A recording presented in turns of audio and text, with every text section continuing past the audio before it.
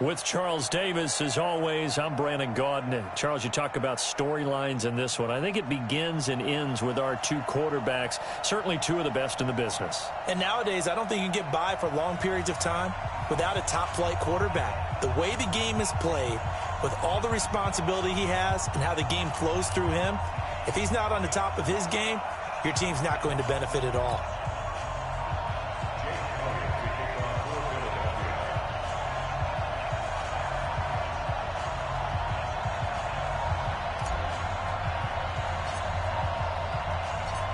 Here's the kicker, Jake Elliott, ready to get this one started. And off we go from Lincoln Financial Field. This will be taken short. And good starting field position. He'll get this one all the way up to about the 35-yard line.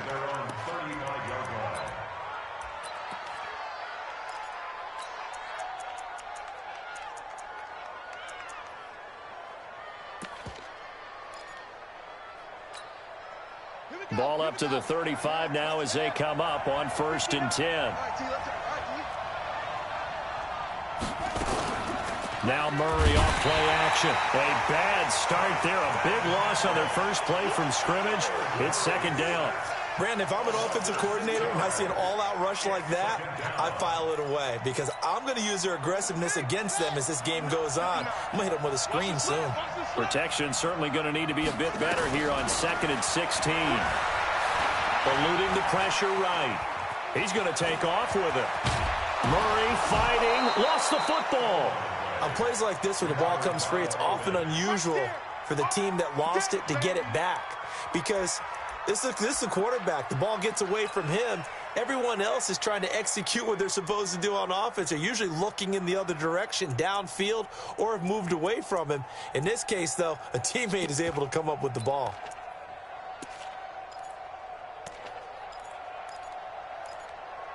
An early test for this defense. Here we go on 3rd and inches.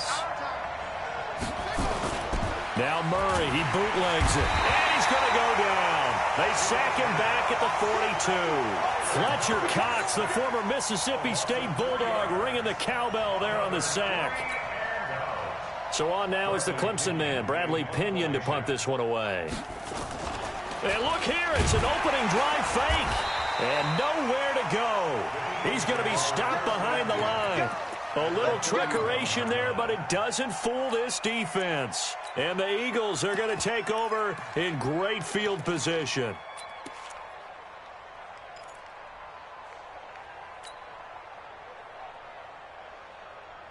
Ready. 18 Gator. Defense wins championships, baby. Check nickel. They'll run on 1st down. Westbrook. And the lane closes up quickly as he'll get about 3 down to the 38. They tried a quick hitter inside, but that one was swallowed up because what they're hoping, this big defensive lineman will take the bait and move laterally and open up a crease that they can run through. Didn't happen on that play.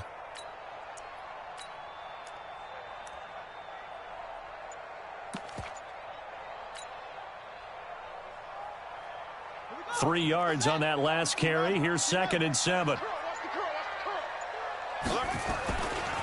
Miles Sanders, first carry of the game.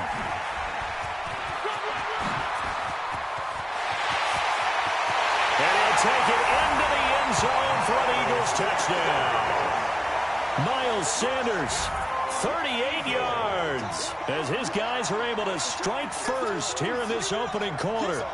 I know we don't talk about it enough, but the intelligence level of the guys up front blocking, the offensive linemen, maybe the smartest guys in football overall. Add in a little bit of athleticism and a whole lot of toughness, you've got a lot to deal with, don't you? That's why the guys in the backfield get them really nice Christmas gifts, right? If they're smart, they do.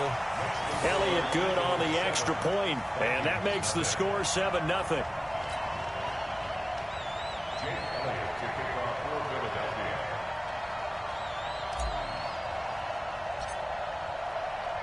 Now after the touchdown, here's Elliott on to kick it away. This is fielded at the chalk of the 10. And he's up across the 25 and down at the 28-yard line.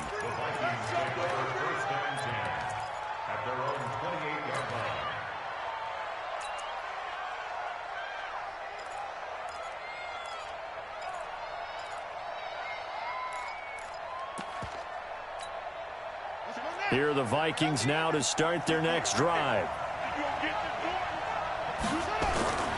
Play action. Now it's Murray. He's going to launch this thing way downfield. Into a double team, and it's intercepted. Picked off by Malcolm Jenkins. And a great return as he gets this all the way down close to the 30-yard line.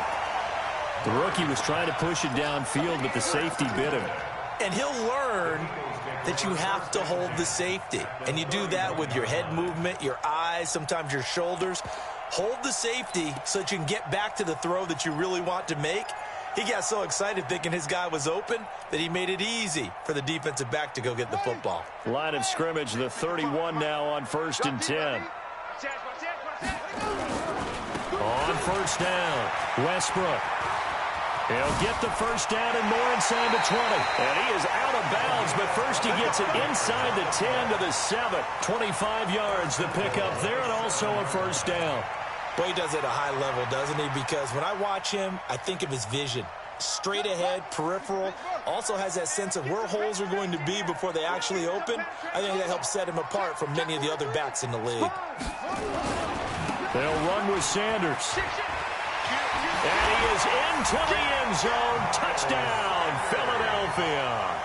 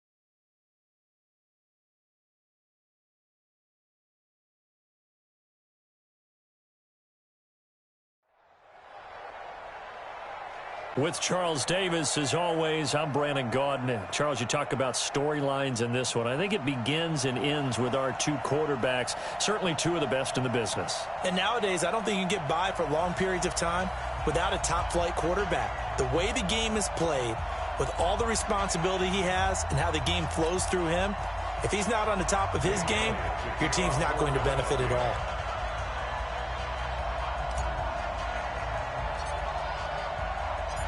Here's the kicker, Jake Elliott, ready to get this one started. And here we go. We're underway in Madden Ultimate Team. Come on, baby, let's go. Get excited. Let's go. Let's go.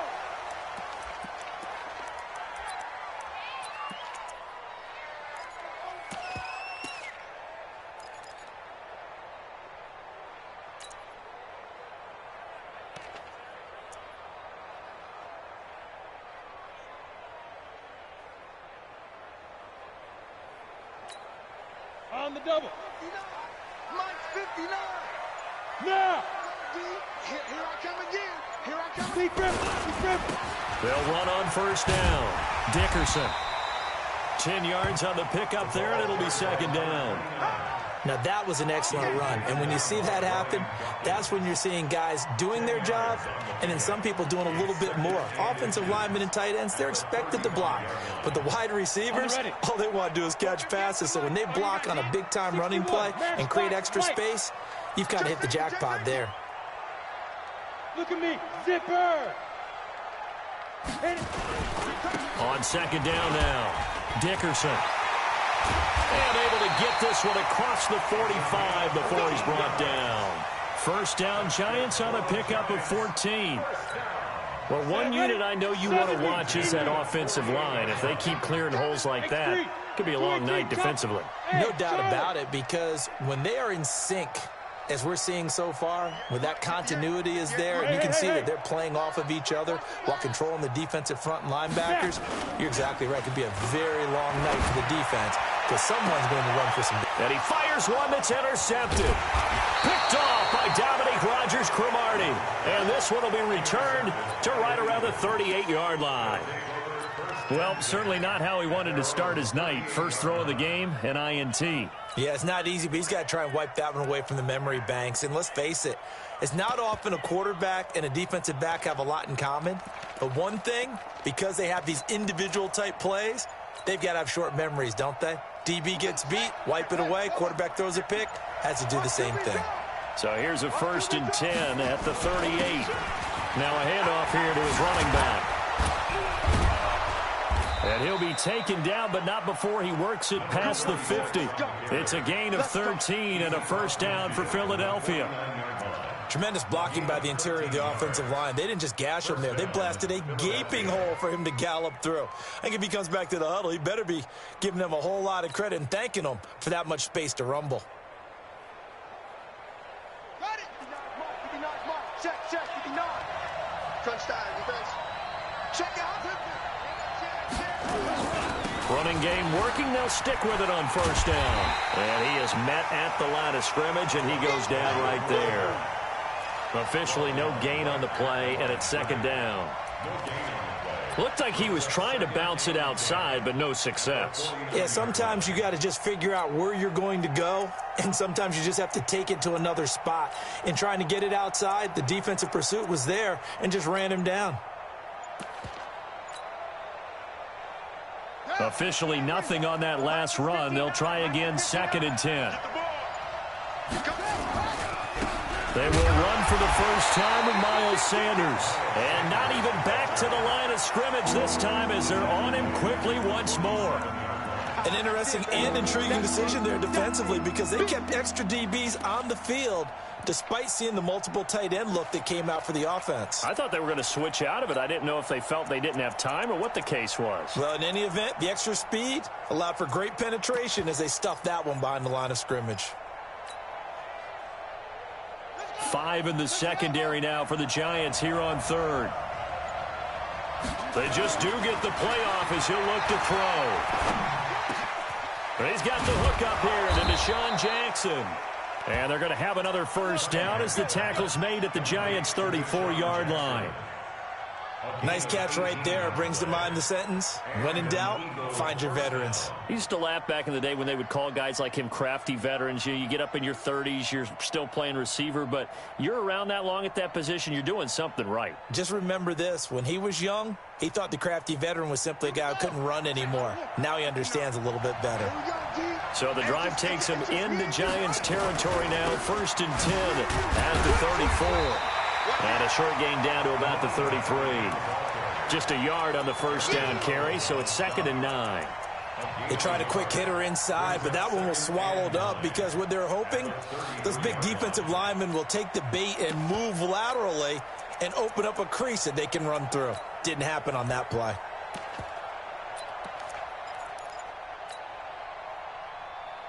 The run only got a yard. Here's 2nd and 9.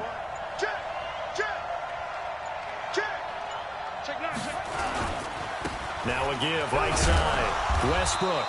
A 6-yard pickup on the ground that time, and that'll make it 3rd and 4 coming up.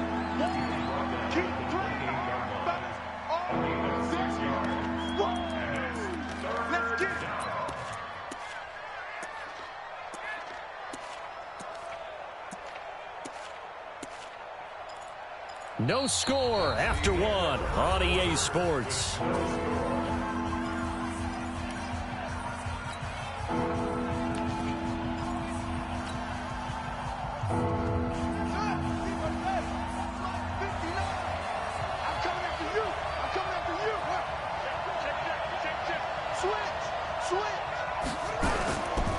On 3rd down, Westbrook, and he will lose yardage here to the 31-yard line. Losing 4 yards that time, and now it's 4th down. Now Jake Elliott, earlier in his career, he beat these Giants with a 61-yarder. This one from 48 yards away.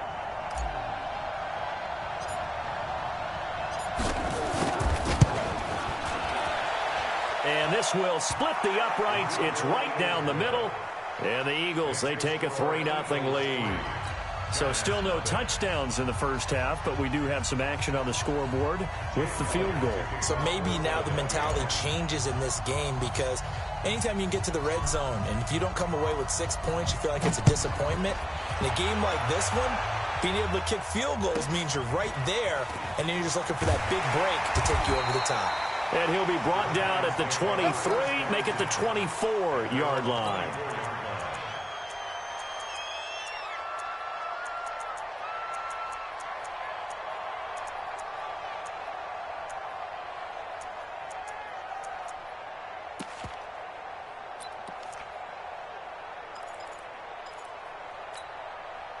The Giants offense at the line, ready to begin their next drive. They threw an interception the first time they had the football, only gave up 3 points off of that, so it shouldn't be a difficult hole to overcome. It really shouldn't, as long as they're not listening to the chatter coming from the other side, because when you throw a pick, look, I know defensive backs, they have a tendency to be a little bit loud after they take one away, but they also have a tendency to gamble a little bit more, thinking they'll get a second one. Maybe they can take advantage of that with some double moves. Recon, 132 fighter. Fair. Hey, zoom. Yep. Ready. From the 29, Young. And he's got his receiver. That's Sammy Watkins. And at the end of it, he's stripped. Ball comes loose. And it's picked up by the Eagles. And it's a good return here as he'll get all the way up close to the 35.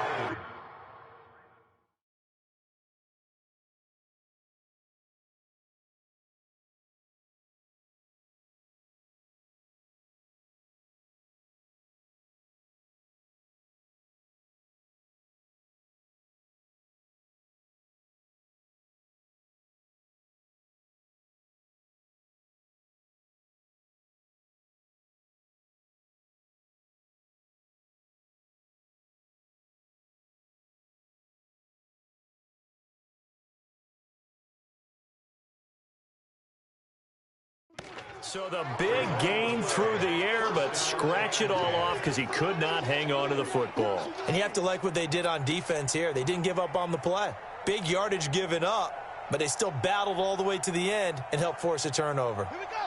The Eagles offense set to begin their next drive. And they split the uprights last time for 3. They've got the lead. They're not going to play this conservative. They're not hoping for another field goal. They're hoping for a touchdown. I'm with you on that one. I like where your head is. I like the way you're thinking because you're exactly right. Trying to sit on a lead and play that way, that doesn't work too well for most teams. Run your offense. Run what you do best. Exactly. Put it all the way down and try to increase your lead in a big way. And the best way to do it, touchdowns.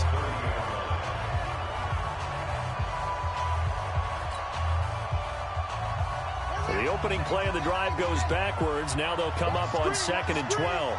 Watch the screen. And he'll give it here to his running back. And he'll slip his way up across the 30 to the 32. After getting stuffed on first down, not much better there. 2-yard gain. Well, he hasn't made much of an impact in the running game thus far. And after that last run, not much is area. He hasn't been able to get anything going. And really, the offensive line not helping him much. Second quarter, 2 minutes remain. 3-0 our score.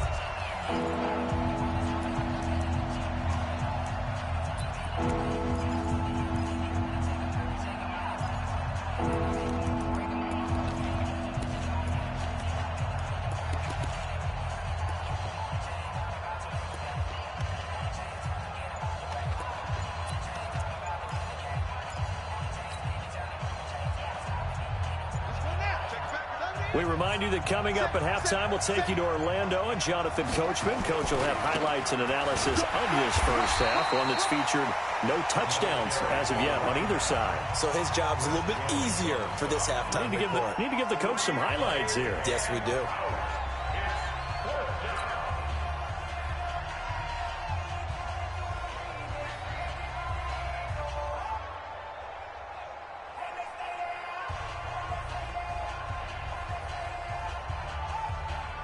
On 4th down, out is the punter, Cameron Johnston, to boot it away.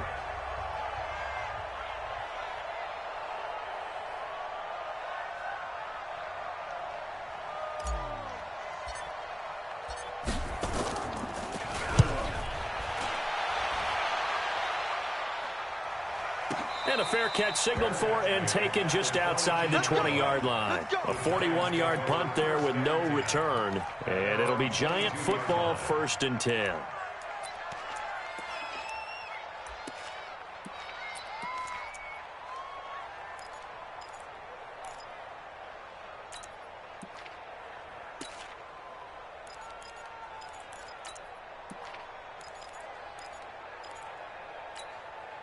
The Giants offense at the line, ready to begin their next drive. And job one here, Charles, just keep possession of the football. 2 drives, 2 turnovers to this point. You're exactly right, Doctor. Hippocratic oath. First, do no harm. And right now, they're harming themselves on offense. I like that. No one is mistaking me for a doctor, though. But thank you, Dr. Davis.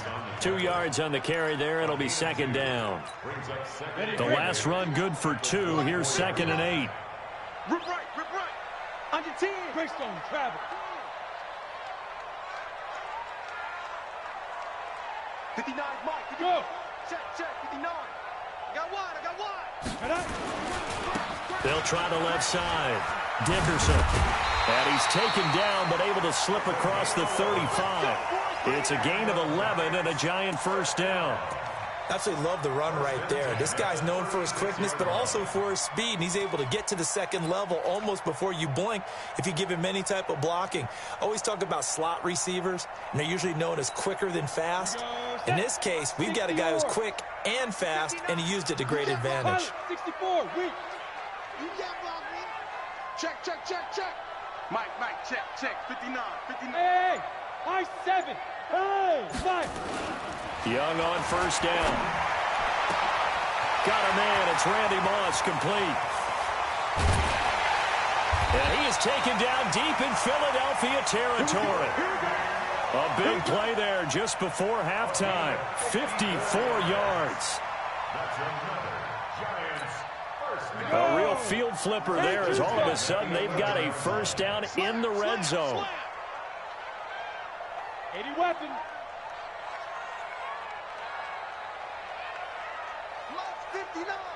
Mike's 59. Switch. Check. Yo, go. 59 Mike, 59 Mike. They'll try the left side. Dickerson. And he will take it on in for a giant touchdown.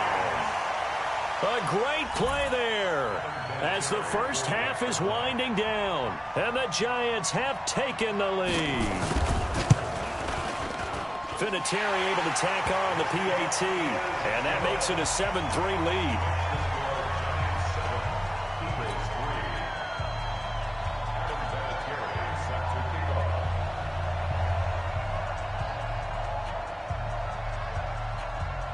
And here's Vinatieri now to kick it away after the touchdown.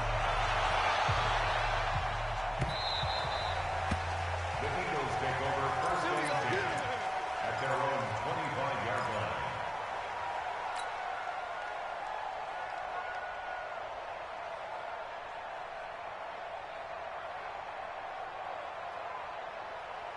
The Eagles offense set to begin their next drive. We're under 20 seconds to go in the half. I'm guessing the wise play here is be safe. That is the wise play, because if you think about trying to fool them here, here's what you're facing. You're facing a loosened up secondary, playing a lot deeper than normal. So even if you run some type of misdirection, you're only going to fool them for a second or so.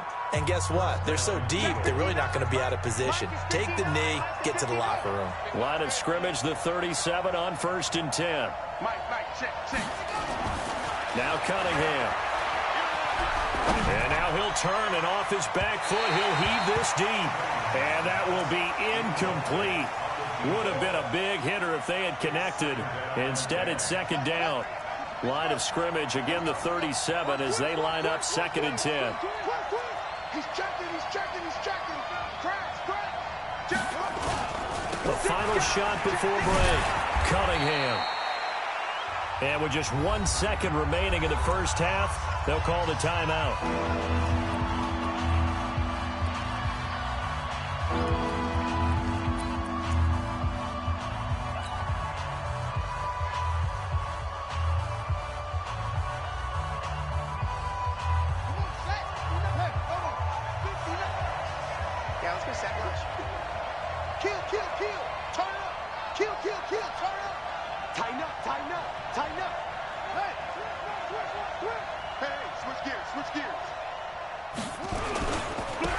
Third down, they turn to Sanders.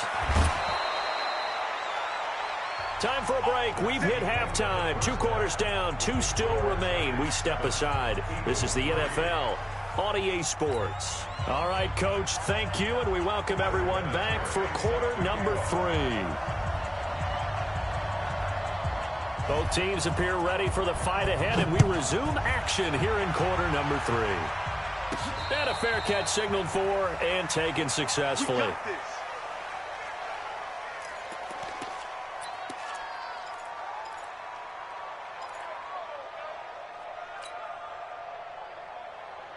The Eagles offense set to begin their next drive. And with the way this offense has played thus far, to be frank, they got to feel pretty grateful to be in the ball game. I would agree with you totally, because they've done all of nothing offensively in this game, yet they still find themselves in a position on this drive where a touchdown can give them the lead. They need to take advantage of it. Yeah, they're still looking for that first touchdown here in the 3rd quarter. All they have so far, the field goal. Credit him with a 1-yard gain there to make it 2nd and 9. Brings up 2nd and 9 at the 26-yard line.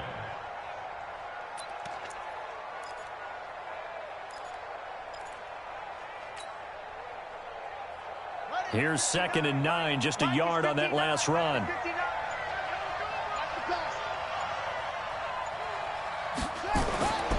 Here's Cunningham. Into heavy traffic, and it's intercepted. Deion Sanders, the Hall of Famer, with a pick. And this return is going to be halted right around the 28-yard line. First possession of the 3rd quarter, an interception, so maybe a second-half tone setter. Indeed, and not the tone they wanted to set. That's the equivalent of running out the wrong door and running into your pool instead of running out onto the field. A real dud for that one. And he will take it on in for a giant touchdown.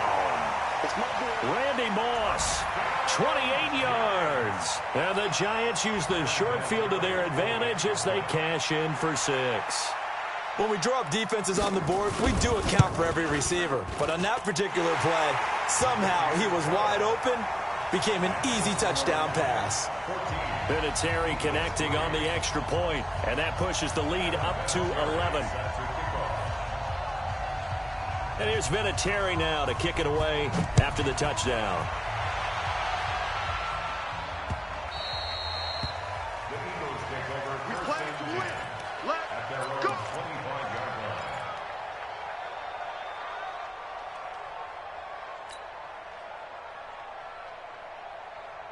The Eagles offense set to begin their next drive. Their deficit is 11, 14-3, and needing to get something going here as they come up on 1st and 10.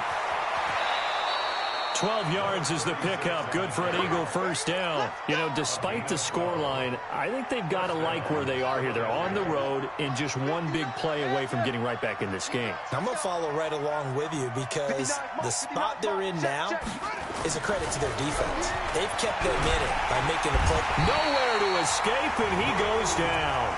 That's Luke Kuechly with a sack. And they brought the pressure there just right up the gut, didn't they? Yeah, they certainly did. And, you know, when you've got so many different responsibilities as an offensive line, you got to deal with the nose tackle, the 2 defensive tackles or ends, and then sometimes you just can't account for everyone. The linebacker slipped free. Now they'll run with Lewis. And forget about finding a lane. He barely had time to look up before he was planted in the backfield. Well, if these guys are going to chop into that deficit, they're going to have to do a much better job in the run game.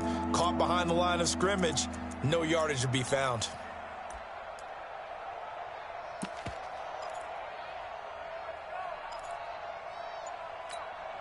Need something from deep in the bag of tricks here after 1st and 2nd down went backwards. It's 3rd and very long. Going to give this time to the tailback. And he's going to lose yardage and be backed up to the 25. That'll make it 4th down after a loss of 1. Well, that's pretty symptomatic about how things have gone here. That play was just shut down right from the start. And not going to give him a lot of confidence to help turn things around.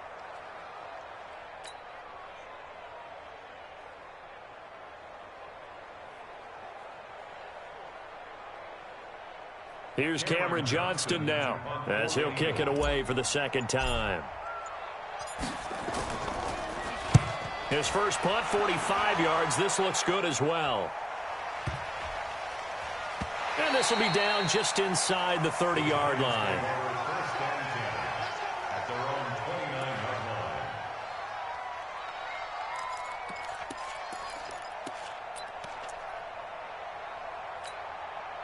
The Giants offense at the line, ready to begin their next drive. And they're hoping to redo their efforts in the last drive when they got into the end zone. And just think of what it's like now on the sideline, because when you score a touchdown, you have to go over and look at the tablet and see what you did on the last drive. When you scored points, it's a whole lot better view than when you're trying to figure out how to fix things there. Well, no matter how they phrase it, staying on schedule, staying ahead of the sticks, whatever you want to call it, 7 yards on 1st down, that fits the bill. Look at me. Zip. Please grip. They'll keep it on the ground. Dickerson. And able to get this one across the 45 before he's brought down. It's a gain of 11 and a Giant 1st down. They're trying to show that they can run the ball and protect this lead. Give it to the backs, play a little bit of keep away, don't you think? And that's probably a good philosophy at this point, going to make that defense stand up and stop them. Down. 18 Gator. Check. 59. Hey. Hit it. On 1st down, Dickerson. And he got blown up. Losing yardage on the play back at the 44. A loss of a full 3 yards, and now it's 2nd down. Break. 59, Mike is 59. Mike to 59. Hey, team 6. Mike, check. 59. Yep. 59. Let's pick it up. It's out of time, guys. Out of time. Let's get off the field. Mike 5'9". Yeah. They'll try to throw now. Young. He's going to look deep for Watkins. That's caught inside the 20. And he is taken down deep in Philadelphia territory. A big play there for the Giants. 45 yards. First and 10 at the 11-yard line. And this will probably be the last play of the quarter. Pick me up. Here we go. Watch the ship. Watch the ship. Hey, hey. Watch the ship. Watch the ship. And they're not going to get to the line to run another play. So we will switch ends as the third quarter has come to a close. You are watching Madden Ultimate Team on EA Sports. Let's go, Heavy. Heavy, what you got? What you got, Heavy? What you got, Heavy? Go. Get it. They'll run on first down. Dickerson. And he will take it on in for a Giant touchdown. A great effort there. His second touchdown of the night. And the Giants are able to add on to their lead. Vinatieri now to tack on the PAT.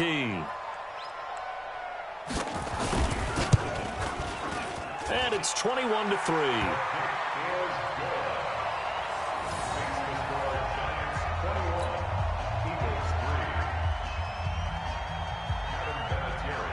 And here's Vinatieri now to kick it away after the touchdown. This one taken just inside the 10. And nice work on the return as they'll start their drive just past the 30-yard line.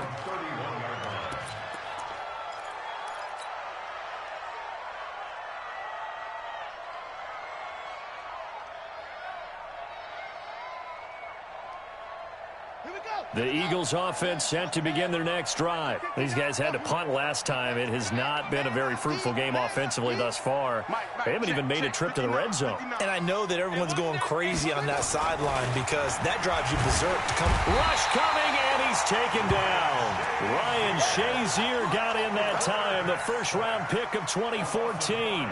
We've been around this league for a while, and many coaches never pull their starting quarterback, almost no matter the situation. In this case, though, I think he's got to make a decision. He's taking a pretty good beating out there. Yeah, and with the deficit, maybe not wanting to risk an injury. On second down, Westbrook. And that play going absolutely nowhere as he's belted before he could get out of the backfield. He lost 4 there, and it's third down. Doubling this guy has to be a priority before moving up to the next level because the big fella, he just ate that one alive, just stuffed it. In fact, before the game, he was talking to us, and he's like, hey, these pants make me look fat. And we said, nah, man, you're just a whole lot of guy. He is at well over 300 pounds. He's a big man. Call it no gain there, and it leads to a fourth down. A critical one here if they're going to have any shot at this thing. So they'll go for it on fourth down.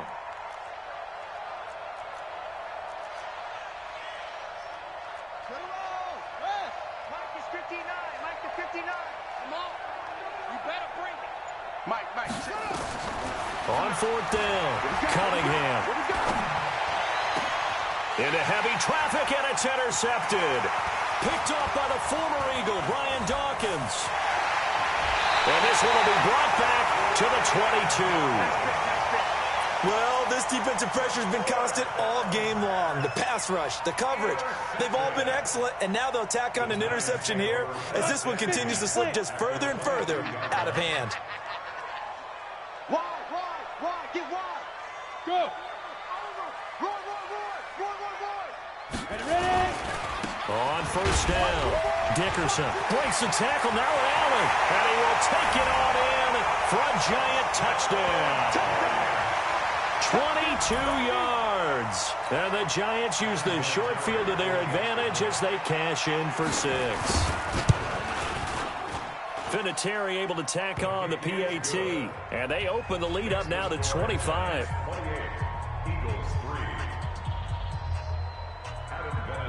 And here's Vinatieri now to kick it away after the touchdown. This is taken just shy of the 10 here. And a nice return sets him up pretty good here at the 30-yard line. At their own 30-yard line.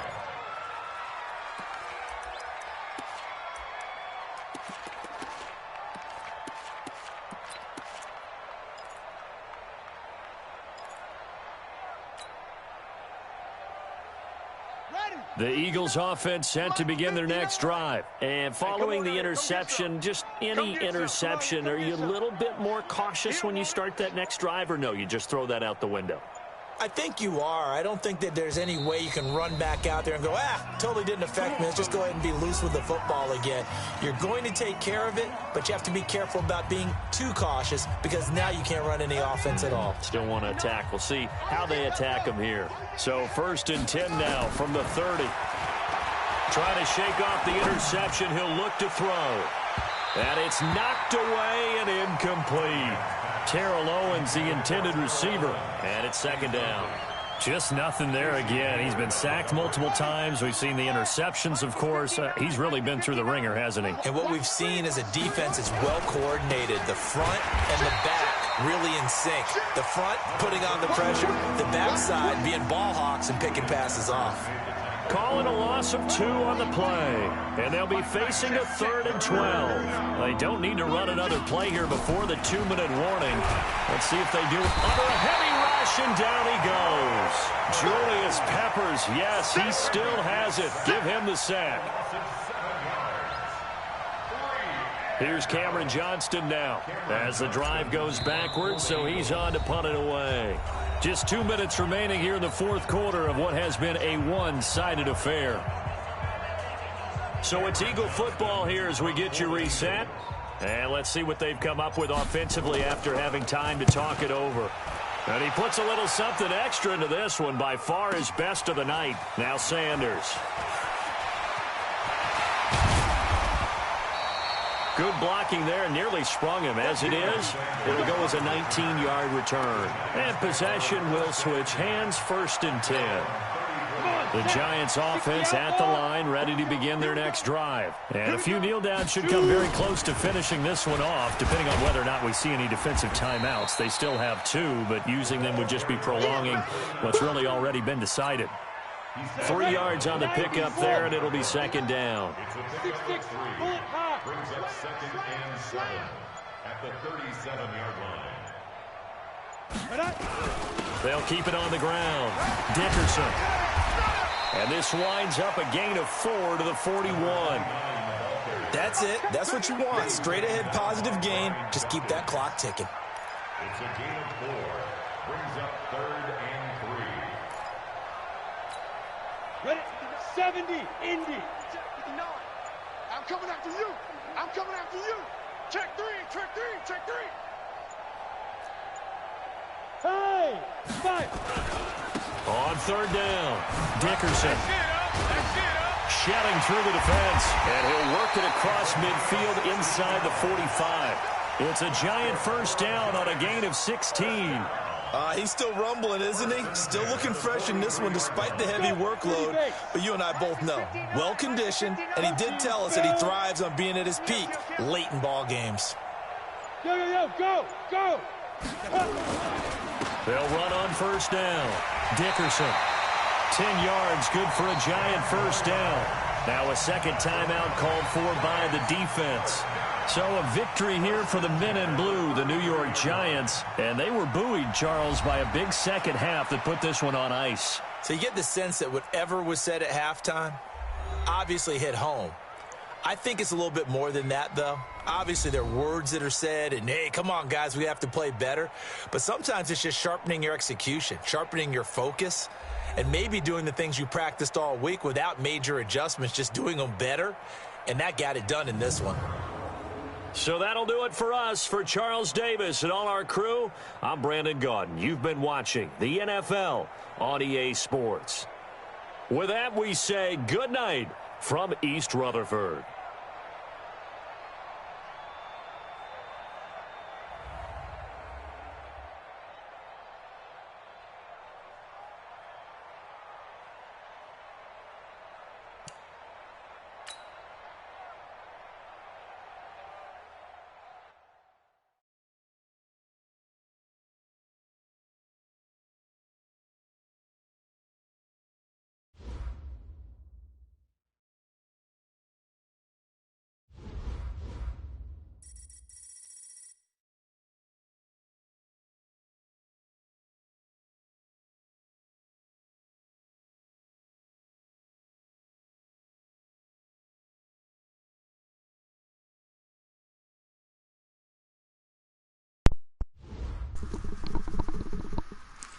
Tough loss. It's all good. That's why I don't want to play the playoffs yet. Cause I guess I gotta keep building my line. Yeah, I guess he had good personnel too. That's what helped that defense. Cause usually that doesn't happen all the time with that defense. But he figured it out. I didn't expect spreading the line and the linebackers to get in so well against the run, but it was working for him. I think, like I said, his personnel was good. But yeah, that's probably like my lowest scoring game ever, as far as like, well, yards ever. That's crazy. Yeah, defense won't let me do anything. Let me back out. I don't want it to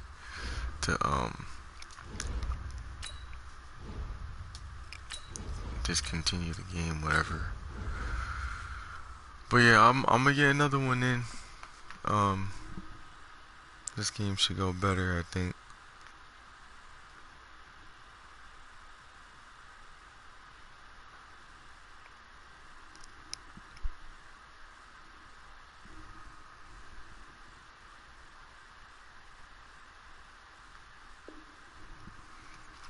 Oh, nobody playing now? What the heck?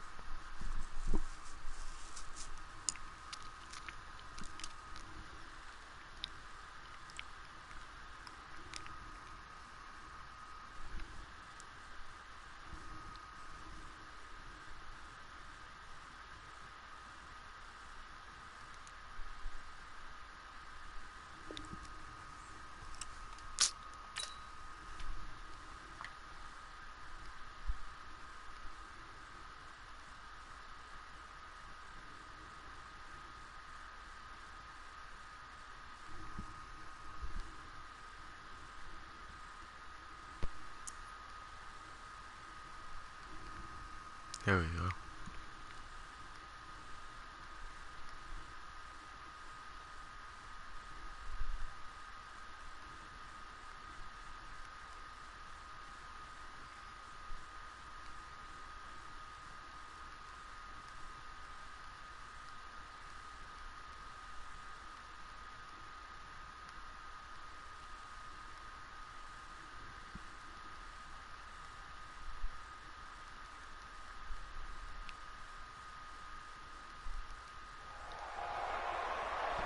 With Charles Davis, as always, I'm Brandon Gaudin. Charles, you talk about storylines in this one. I think it begins and ends with our two quarterbacks, certainly two of the best in the business. And nowadays, I don't think you can get by for long periods of time without a top-flight quarterback. The way the game is played, with all the responsibility he has and how the game flows through him, if he's not on the top of his game, your team's not going to benefit at all.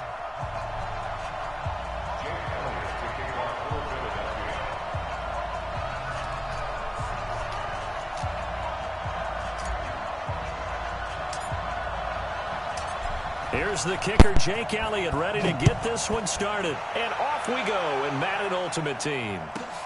This is taken at the 3. And he'll get it up just past the 20, and his guys will go to work at the 21-yard line. At their own 21-yard line.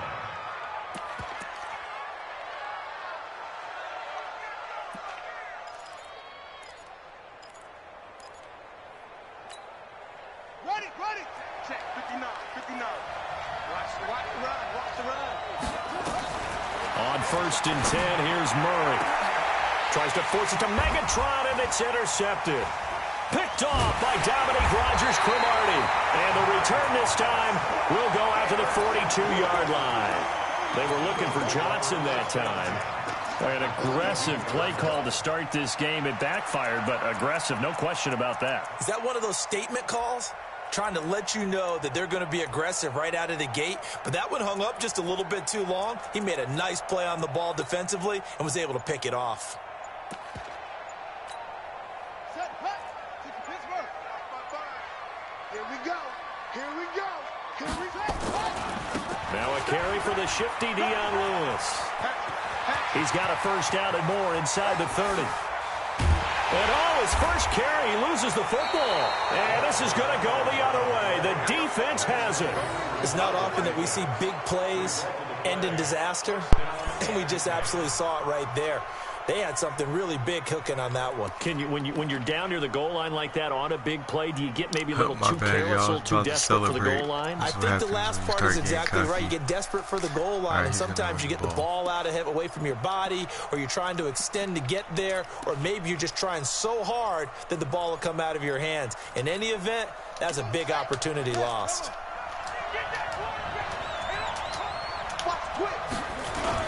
First carry for Josh Jacobs.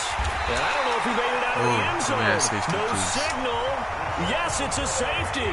Well, we thought these two defenses, they might come to play. One has already come to play here. A safety for the opening points of the game. Brandon, let's file this play away, because if it turns out to be a tight game, who knows?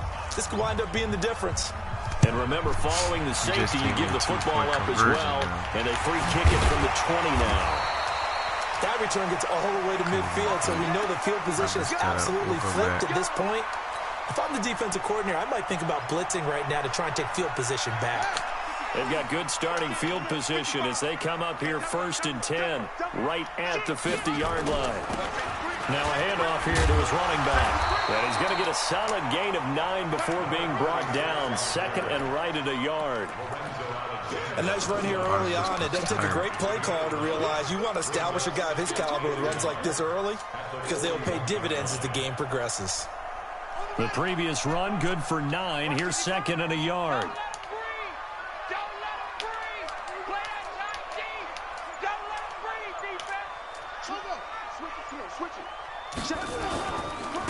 It's a 2nd down run with Sanders. And the stop here will come at the 38-yard line. They'll get 3 as the drive continues. It's a 1st down. 2nd and 1 is often an invitation to take the big shot downfield. I bet the offensive lineman said, "Are you kidding? We just get on our backs and let's go get the 1st down." They love being physical. So here's a 1st and 10 at the 38.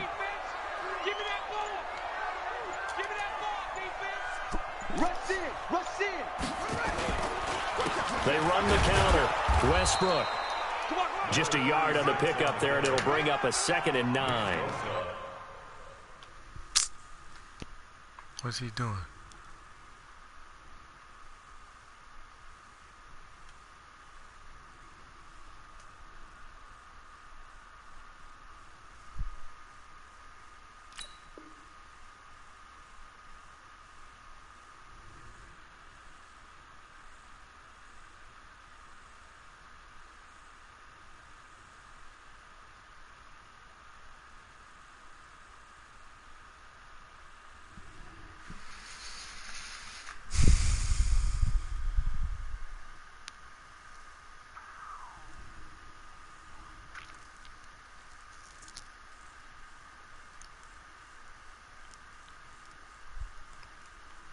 Nice job by that defensive front there to hold him to a short gain on 1st down. Well played, I must say. Yeah, only getting 1 yard. There was no room to run.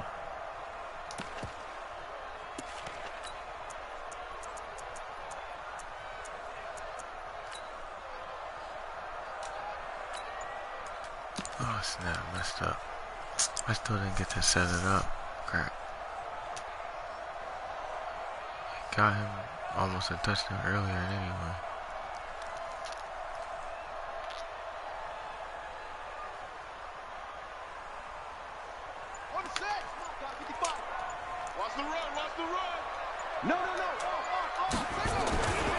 A 2nd down run with Lewis. And he'll slice his way down to the 30 with a pickup of 7. That's a really good job right there. Just kept stringing that play out, pushing further and further towards the sideline. Really good fundamentals by that defense. He was trying to put his foot in the ground and turn upfield. He just couldn't. No, they really had a picket fence in front of him. No room to find to get upfield.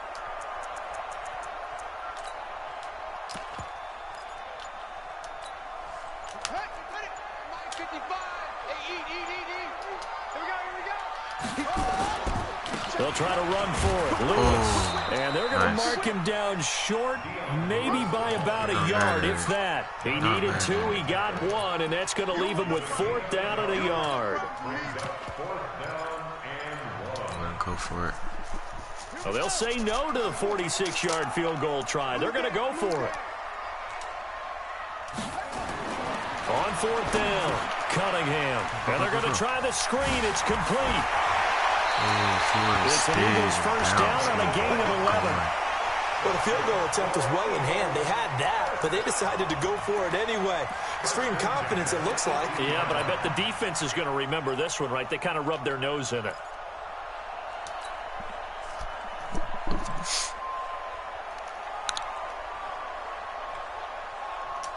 The 4th down run successful. Now they look to pay it off on 1st down.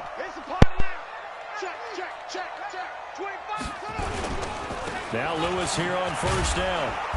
And he'll get this one down to about the 17. Just a yard on the 1st down carry, so it's 2nd and 9.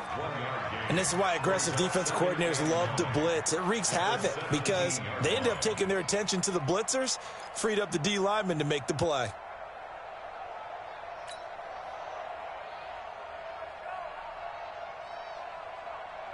Set, ready, 6 yards. Hey, watch your leg. Hey, check 24, watch 24. Check 31, check 31. They'll try the left side. Westbrook. And there is nowhere for him to cut back as he's taken down in the backfield. It'll be a loss of 1, and it'll be 3rd and 10. It's now 3rd and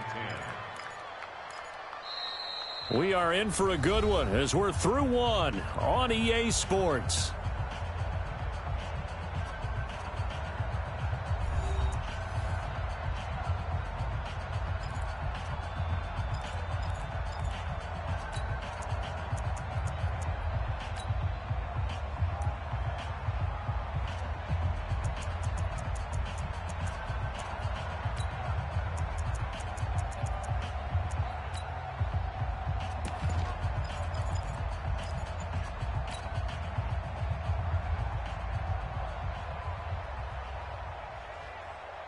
Here comes the 8th play of the drive, and they need a full 10 yards on 3rd down. Now Cunningham. And he's got a man. It's T.O. And he is into the end zone. Touchdown, Philadelphia. An 18-yard touchdown grab. And the Eagles able to push further out in front.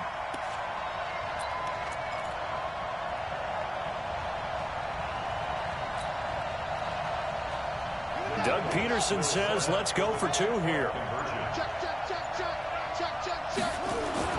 Cunningham looking to throw. And he finds his tight end. It's Ertz. And he'll be brought down right on the edge of the goal line at about the 1-yard line. Visitors, nothing. Jake Elliott to kick off for Philadelphia. Now after the touchdown, here's Elliott on to kick it away. This is taken at his 4. And he will be marked down right there at the 20-yard line. First down and 10 at their own 20-yard line.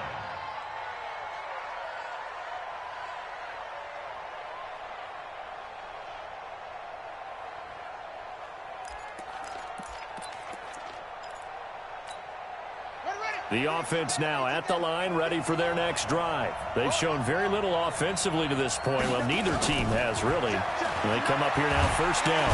Nowhere to escape, and he goes down. Well, so much for setting the tone of the drive offensively. Giving up a big sack that loses that kind of yardage, not a great start.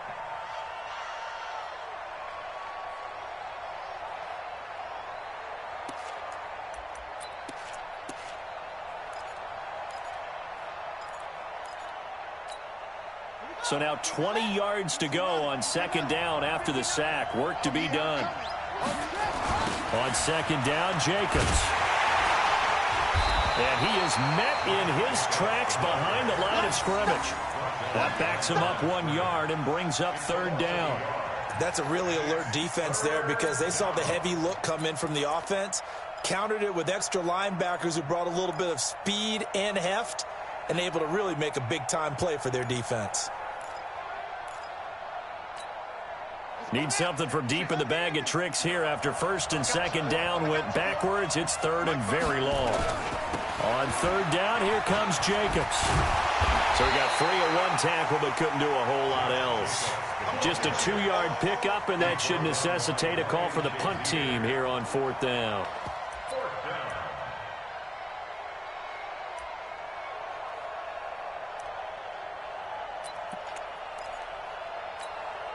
And how about this? 4th and long, and they're going to go for it. You better be afraid of me. You better be afraid of me. And this is going to come up well short as they stop him on fourth down. Boy, a real head scratch.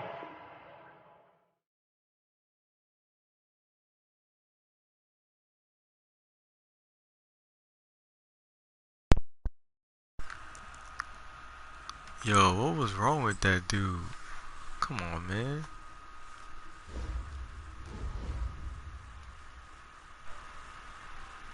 Saving that clip.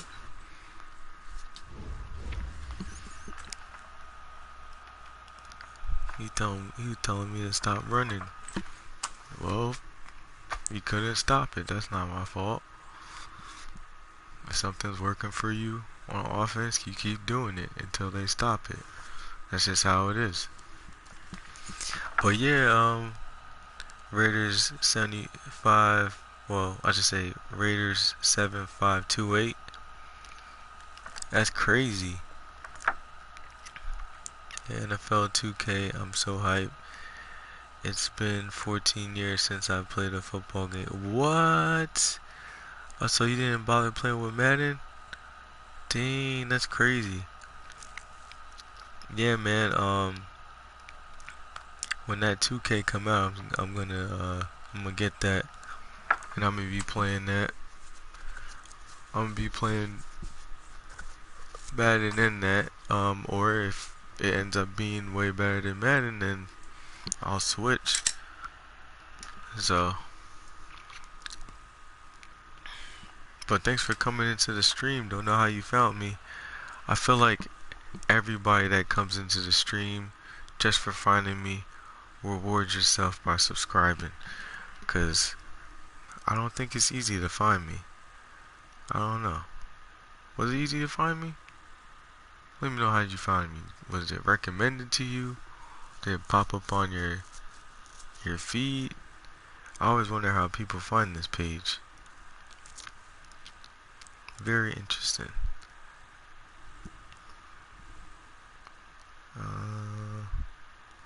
I'm gonna hop into another game. Let me know if you like that last gameplay.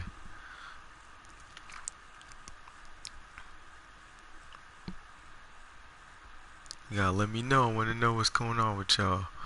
Let me know if y'all liked it. I got like 2 more in me. Now I gotta go to sleep and get ready for work. I work overnight. So, hype me up. I'm real hyped up off that last one. I don't think I'm gonna make it into weekend league. I'll need 2 more wins. It gets tough on the last one. On the third one. But, you know, it's cool. You take your wins and your losses. That's how you learn, you know? Yeah, that last game I was showing off after that one running touch that would have been a running touchdown, but I was trying to taunt do my celebration, and then his defenders came over there real quick before I got to the goal line. So if I didn't celebrate, it would have been a rushing touchdown with my Dion Lewis, and he's not even my fastest. He's my 3rd fastest. That's why he's the 3rd string. If they could come out with some type of card for like Jordan Howard, or I mean, it's gonna be Jordan Howard. I don't think they're gonna give Steve Van Buren the Ultimate Legend. If they are, I will go crazy. If they give Steve Van Buren the Ultimate Legend, or even I don't think they'll give it to Ricky Waters.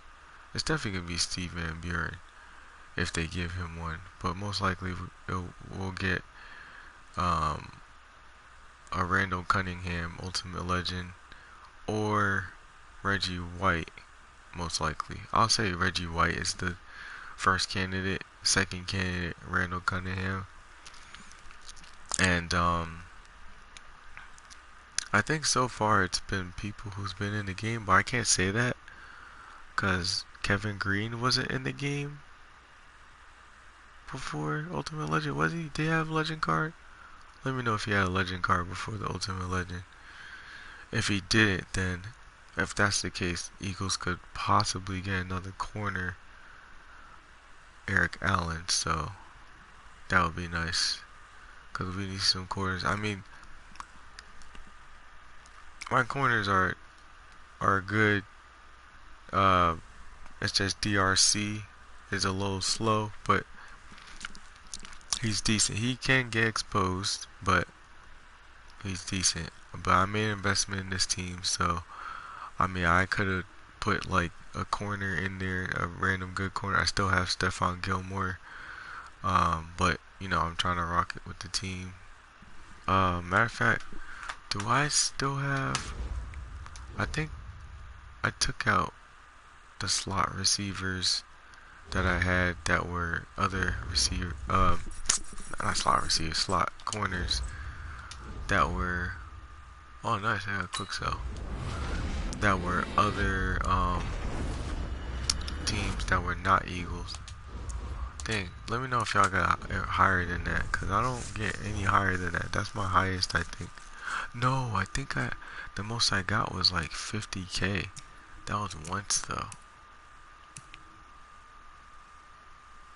Yeah, see, Kevin Green. I don't think Kevin Green had a card. Let me see. If he didn't, then we have a chance of getting a new Eagles player. Because we had Bill Romanowski. All you had to do was put a power up on him. We had him last year.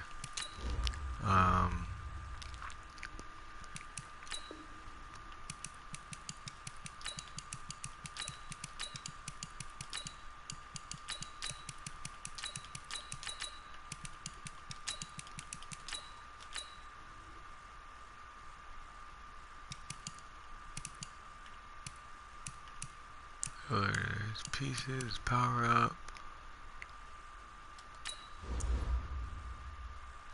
That's a part of the set. That's a part of the set.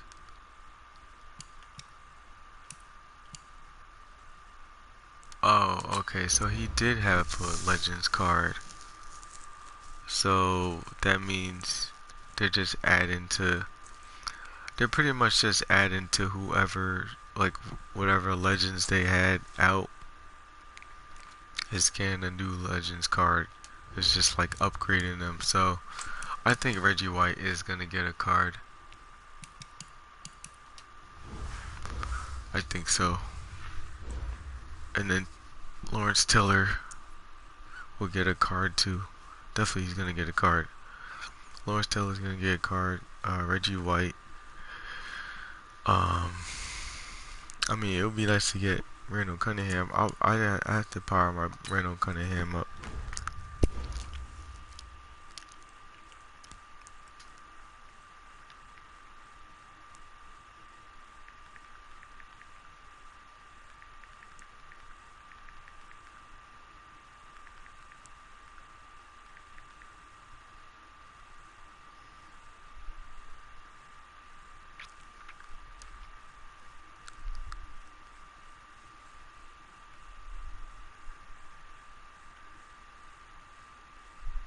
What did it say?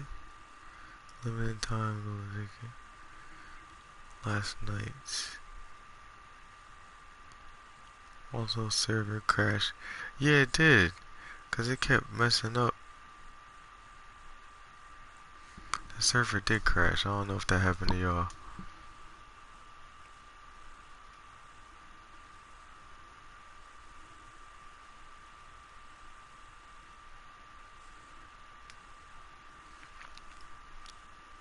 That's still crazy. 14 years. Let's get into another game. Hey, if you found this channel, whoever just came in, you got a sub. That's your reward. I don't know how you found it, how people are finding it, but thanks for coming through. Make sure you subscribe for more content. About to hop into a weekend league game.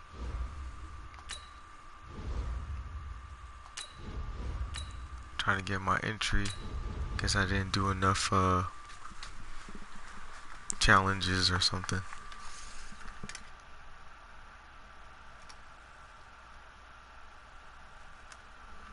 Oh, make sure you stream, make sure you share the stream as well, and also like the stream. And come chat with me. Let me know what's up. How's your day going?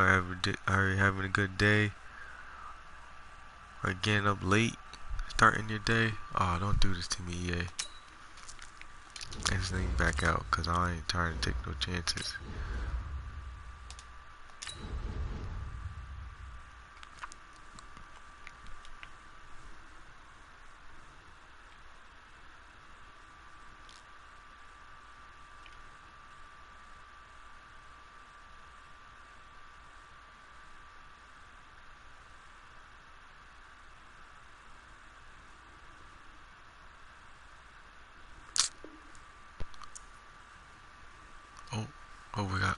We got into a game.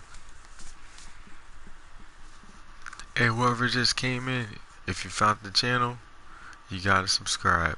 That's your reward to yourself, cause it's not easy to find it. I don't know how you found it, but thanks for coming through.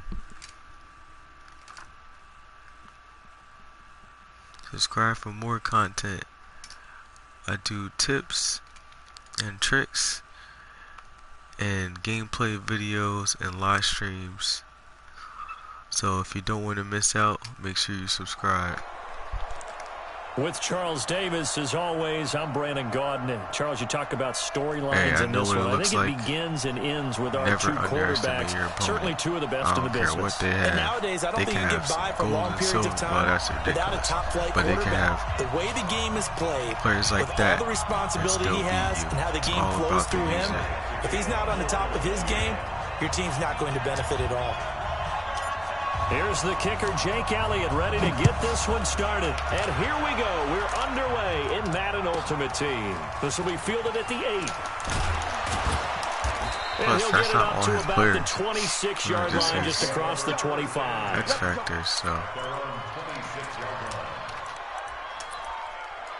I'm going to focus for a little bit.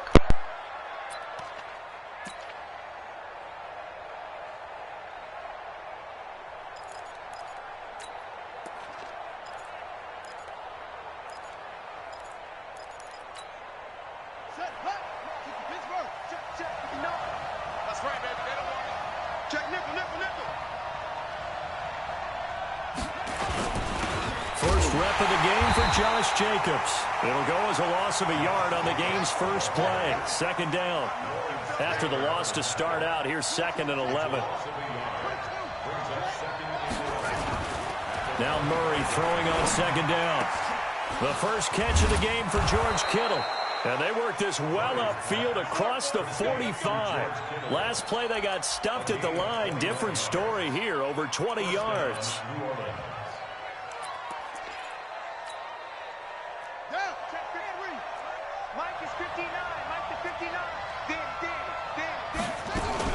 Here's Jacobs on 1st and 10. And that one blown up quickly, as he's going to be stopped before he could even get started. That'll set him back with a loss of 3 on the play. And it'll bring up a 2nd and 13.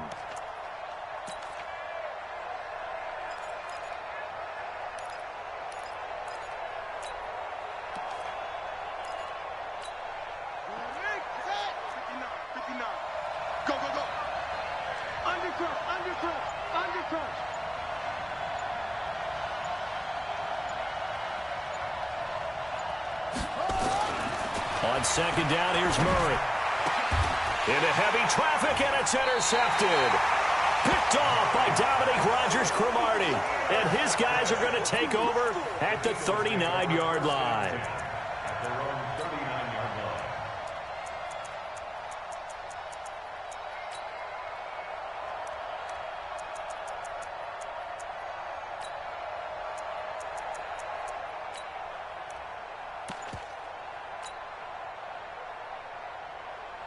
So from the 39 now, they'll come up on a 1st and 10.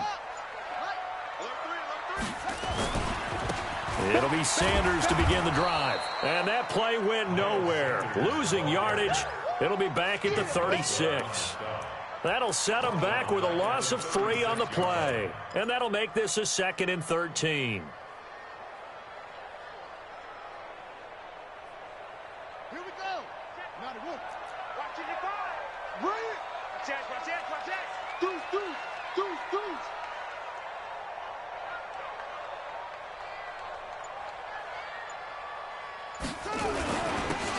And he'll give it here to his running back. And he puts his head down and gets up to the 42 for a gain of about 6. Despite the blitz, they're still able to pick up a nice solid gain. The disadvantage of blitzing often alters the normal spacing and run fits and leaves creases like they were able to exploit right there.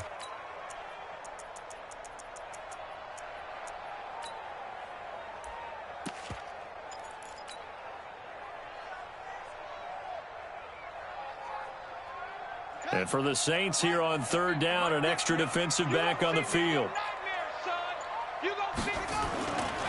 Now a give, right side. Westbrook. And he'll only get this to the 47. He needed a few more yards to pick up the 1st. It's a gain of 5, but it'll lead to a 4th down. And there's a run to be happy with. Good, solid yardage. He'll take that anytime you hand the ball to a back.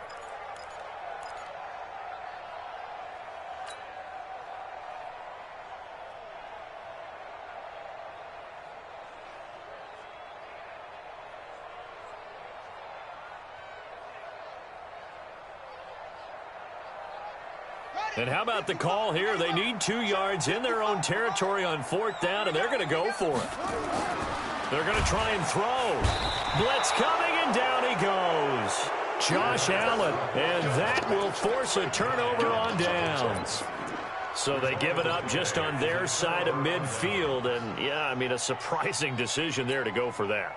Must have a lot of confidence in his defense. Must feel like, hey, we're in great shape here because our defense can hold them because they're really outside of field goal range now, right? The opposite team. So if you hold them here, you haven't given up any points. You may give up a punt and you're pinned down a little bit, but must have thought it was an okay spot to go for it and decided to be aggressive. So now following the big play, they've got a 1st and goal all the way down at the 10. Here's Jacobs. And they go the wrong way on this one. Losing yardage back at the 12. That sends them 2 yards in the wrong direction and leads to 2nd down. They'll try again on 2nd and goal after going backwards to the 12.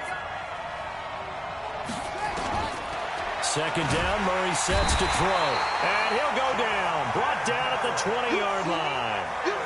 2nd goal, last thing you need to do is get pushed backwards to take a sack. But he couldn't find anywhere to go with the football. Had to eat it and ended up on the ground.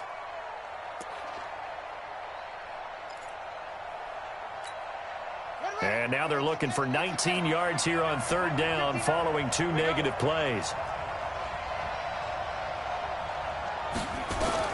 Murray now, 3rd and goal. And that is incomplete. Not only was the call spot on, how about the execution of that defense right there? The zone was absolutely locked up tight. He was trying to force it in there on 3rd down. But if there's a time to force it, he felt like he needed to make a play, right? Yeah, exactly right. 3rd down, you got to try and find something. There's nothing available there for him. So the drive stalls out inside the 15-yard line, but they do get 3. And I've talked with enough players nowadays that when they have these types of kicks, that no one says to their guy, hey, that's just like making an extra point, piece of cake. Because the extra point is not a piece of cake anymore. But kicking a field goal from that distance, just give him confidence and let him knock it through. Let's go. Let's go. At their own 34-yard line.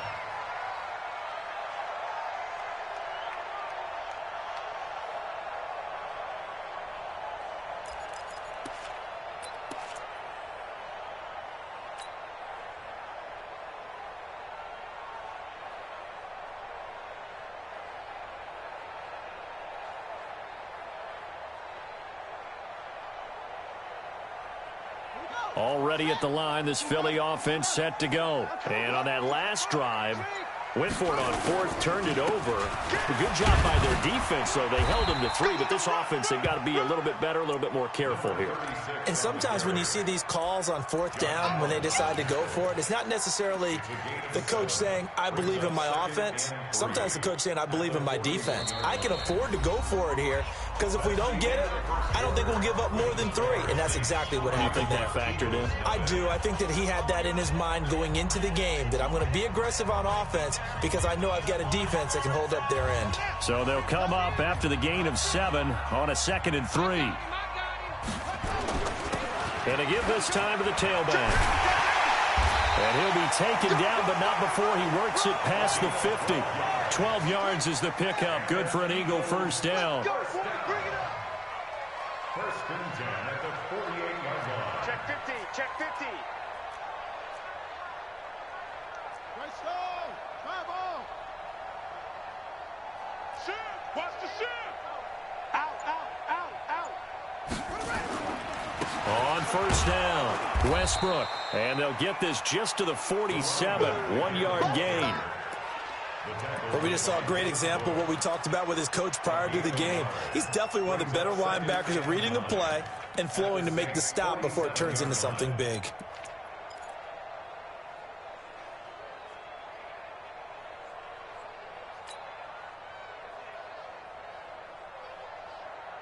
Set, hut.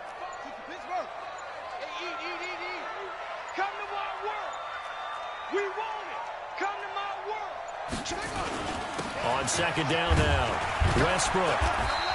A short gain of just over 2 yards as the first half clock dips inside of 3 minutes. Vision is so important for the man in the middle because his ability to look through all the clutter that's happening in front of him, diagnose a play, and then go make it and finish it, that's when the great ones know that they have the goods.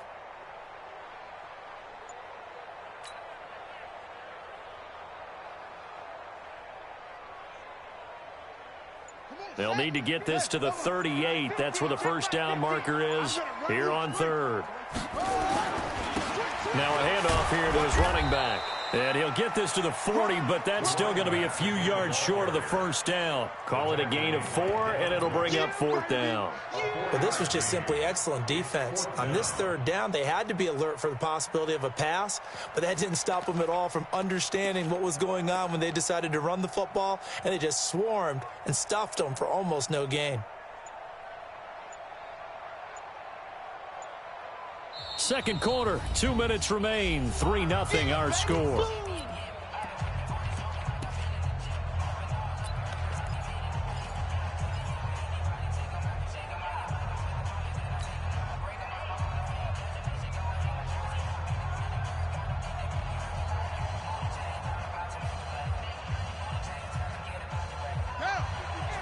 We remind you that coming up at halftime, we'll take you to Orlando and Jonathan Coachman. Coach will have highlights and analysis of this first half, one that's featured no touchdowns as of yet on either side. So his job's a little bit easier for this halftime. Need to give the coach some highlights here. Yes, we do. The rookie from Michigan there defensively, that's Devin Bush making the play.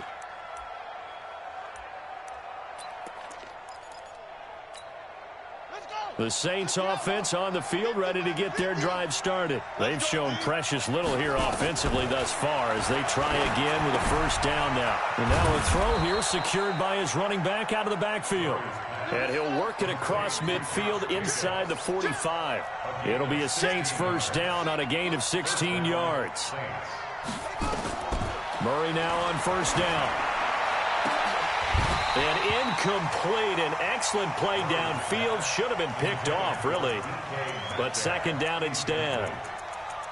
The name of the game, as always on defense, put pressure on the quarterback. And that's exactly what they've done today. It looks like they've got him a little bit rattled. That would have been the second interception in the first half. So now 2nd and 10 after the incompletion on first down. Check 9, check 9.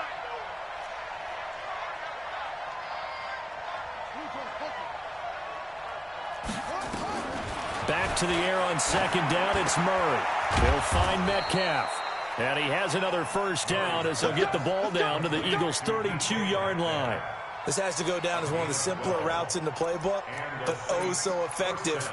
Nice completion there. Keeps the sticks moving. This offense finding its legs now. Here's another 1st and 10.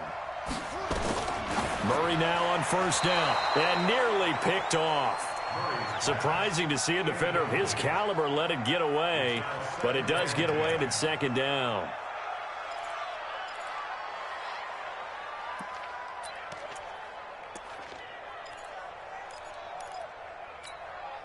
Here's 2nd and 10 now from about the 32. Murray again, 2nd and 10. He'll take a shot for the end zone. And he knocks the ball away, and it falls incomplete. The intended receiver was DK Metcalf, and it's 3rd down. Feels like they're getting caught in between here because they didn't completions on 1st and 2nd down. Now you got to worry a little bit about the clock because you prefer not to give them another shot here in the 1st half. But if you don't pick up the 1st down, guess what? You're likely going to have to. So back-to-back incompletions, and that has them staring at a 3rd and 10. Throwing is Murray on 3rd down. Into heavy traffic, and it's intercepted. Picked off by the linebacker, Jordan Hicks. And this return is going to be halted right around the 28-yard line. Well, partner, let's put a bow on the Super Bowl for Kansas City. What a comeback win. Yet another come-from-behind victory for Patrick Mahomes and company. An absolute heartbreak for San Francisco. Didn't Madden predict Kansas City would win the game? Yes, 35-31, I believe they predicted. I felt like most of the predictions I saw had the game in the 30s, so a little bit lower scoring than we expected, but a lot of fireworks down the stretch, all by Kansas City. But how about San Francisco? Had the lead in the ball, under 12 minutes to go, and held Kansas City to 10 points through 3 quarters. And somehow they're winging their way back to San Francisco, trying to understand how they lost that game. Yeah, not only did Kansas City win it, but they end up winning it by 11 points. They didn't see that coming at all. The Eagles going to take the first of their timeouts as they stop it here with just under 40 ticks to go in this 1st half.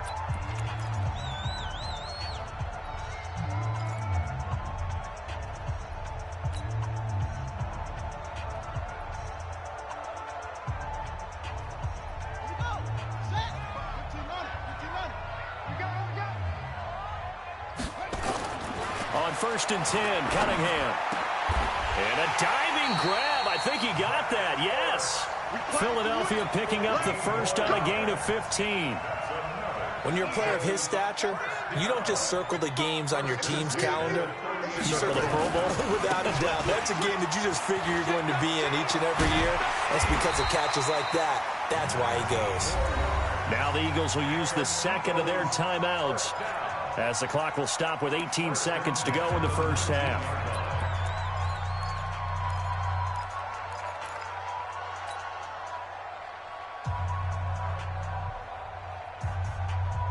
The Eagles into the red zone for the first time. 1st and 10 at the 19.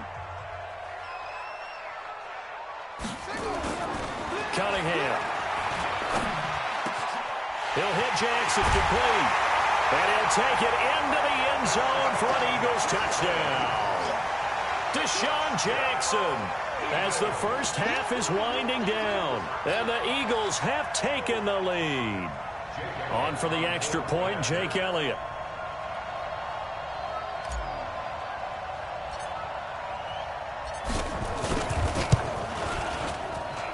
And this is up and good to make it 7-3.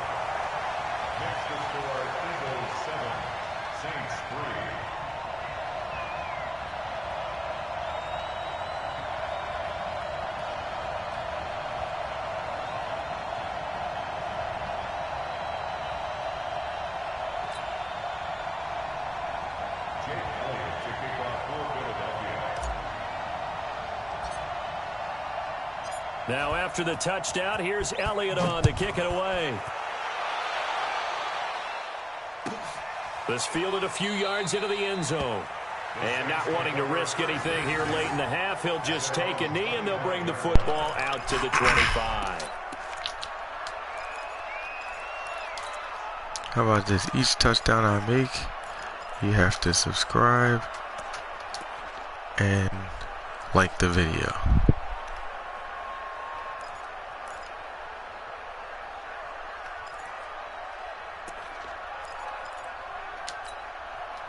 The Saints offense on the field, ready to get their drive started. And with time quickly fading here in the second quarter, not sure how aggressively, offensively they want to play this.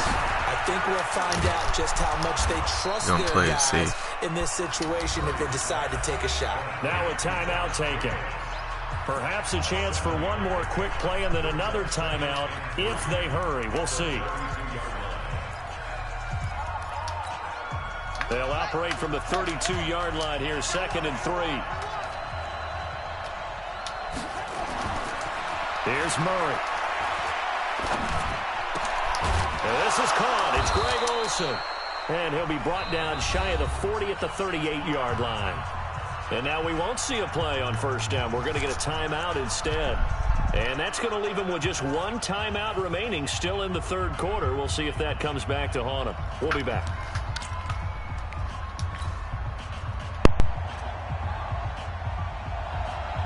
So the Eagles with the lead, and they're going to get this football first as the third quarter gets underway. It's a very short kick, taken right at the 20. Oh, nice move. And they're going to start this drive in pretty good shape as they get it up past the 30.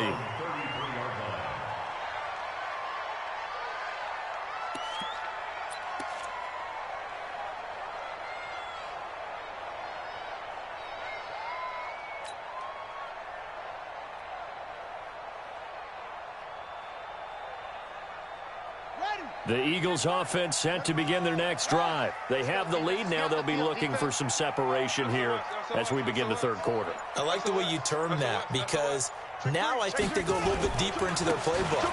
They like what they did in the first half. That worked okay.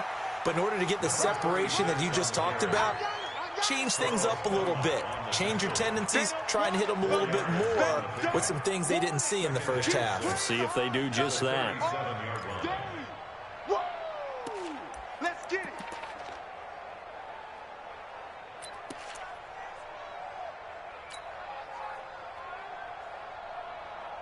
The run got 4. Now they deal with a 2nd and 6. Coming to you, coming to you. They'll keep it on the ground.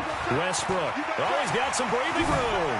Fancy footwork at the 45. A big pickup there for the Eagles' first down, 18 yards. Couple of very nice carries to start this drive out. Yeah, 2 first downs. And how about that second one? What a nice run on that particular play. I'm telling you, they're going to start to think that this game is easy if they continue to rip off yardage like this.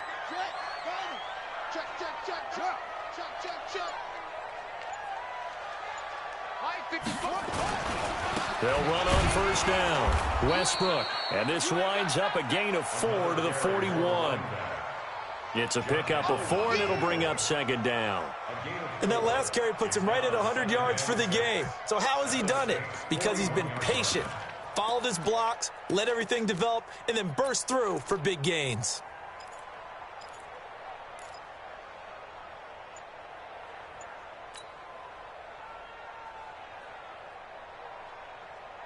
Following the pickup of 4, here's 2nd and 6. They run the counter. Westbrook. And forget that 100-yard rushing game, at least for the moment, as he'll lose yardage here and fall back under the century mark for the game.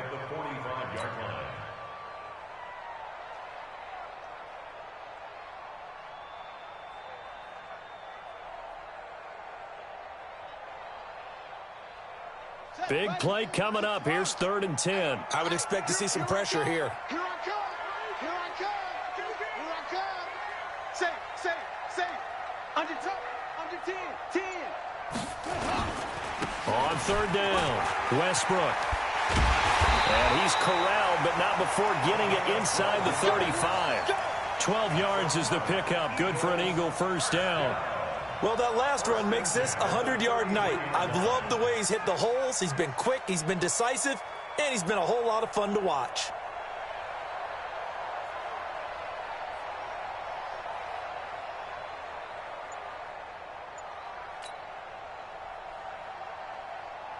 Ready? All runs on this drive so far. It's 1st and 10.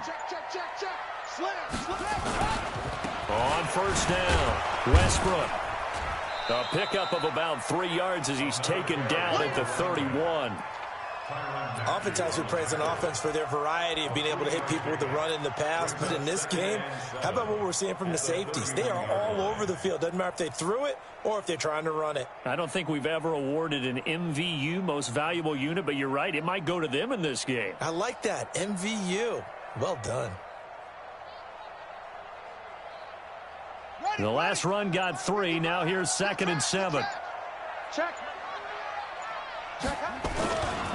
They'll run at Sanders. And he'll lose yardage. Brought down at the 32.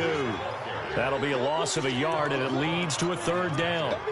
Came out in a power set, but that only served to put more men in the box. And guess what? If you're going to do that, you've got to win up front, right? Your offensive guys have got to beat the defenders. They lost all leverage on that play.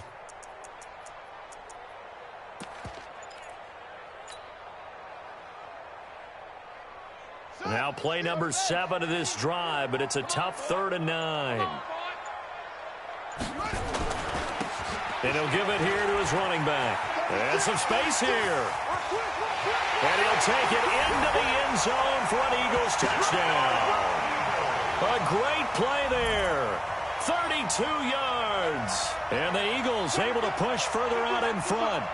A good, sustained drive there in this 3rd quarter, capping it off with a touchdown to give them a nice 2-score advantage. It was actually a fun one to watch, wasn't it? I mean, for me, seeing the mix of what they did, how they moved the ball downfield, very sharp, too. Each and every play seemed to be executed with great dispatch.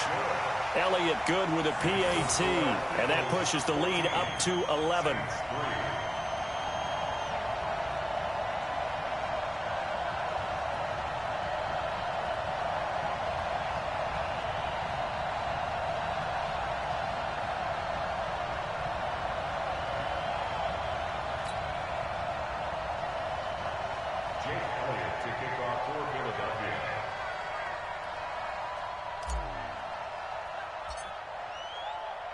Now after the touchdown, here's Elliott on to kick it away. This will be taken in at the 1. And he'll take it past the 25 and up to the 28-yard line.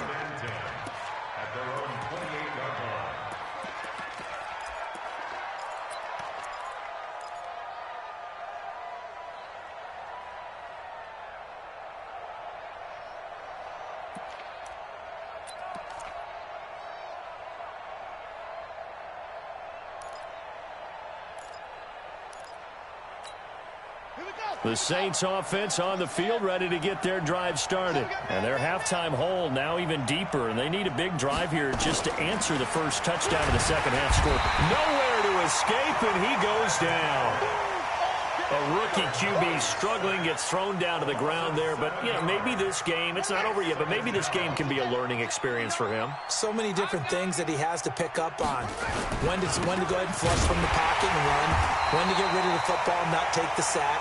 When to just go ahead and go down early and make sure you don't fumble the football. So many things that he has to learn. This game starts the process.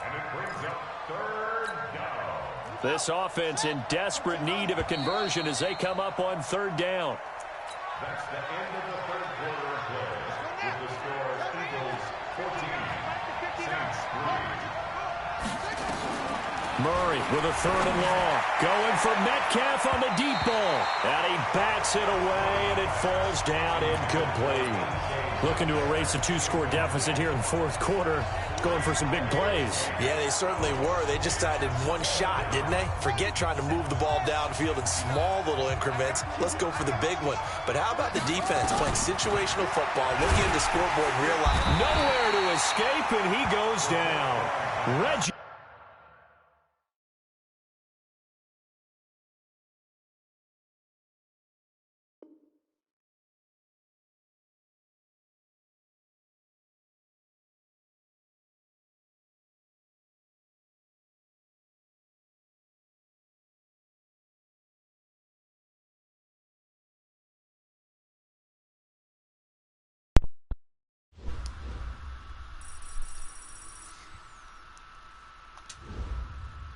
GG to my opponent. That was a good game.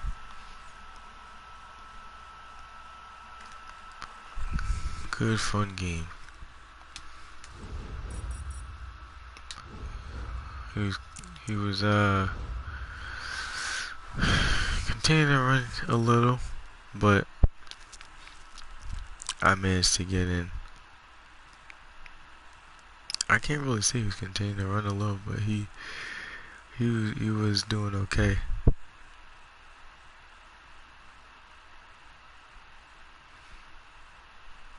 Oh, new promo coming next week? Oh, snap. Yeah, let me know if you guys want me to do another one. If I win the next one, I get in a weekend league. If not, then after another week, which would suck.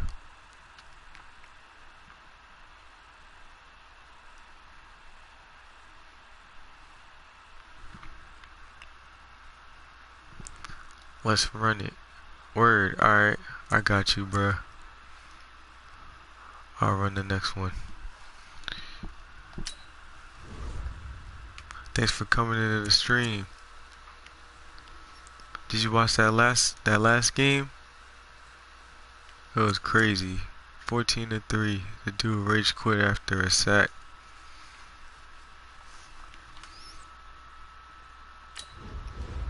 All these games I'm playing, I recorded them, and I'm gonna put them up on my channel. So if you want to check those out when I put them up, or whatever's up on my channel, you can subscribe to my channel so you won't miss that.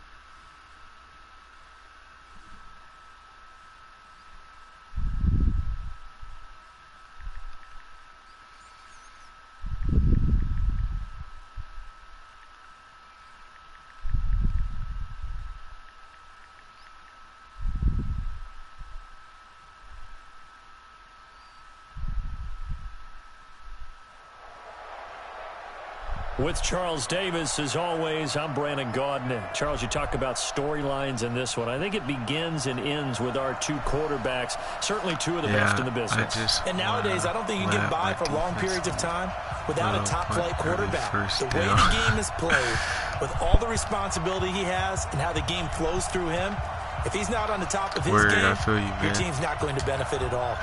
That's what I live off of, defense and running the ball.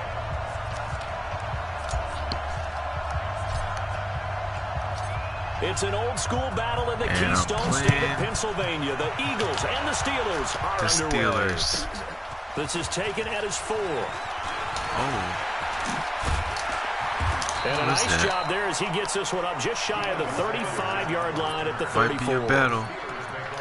We'll see. He looks like he might run the ball. All right, I'm going to focus a little bit.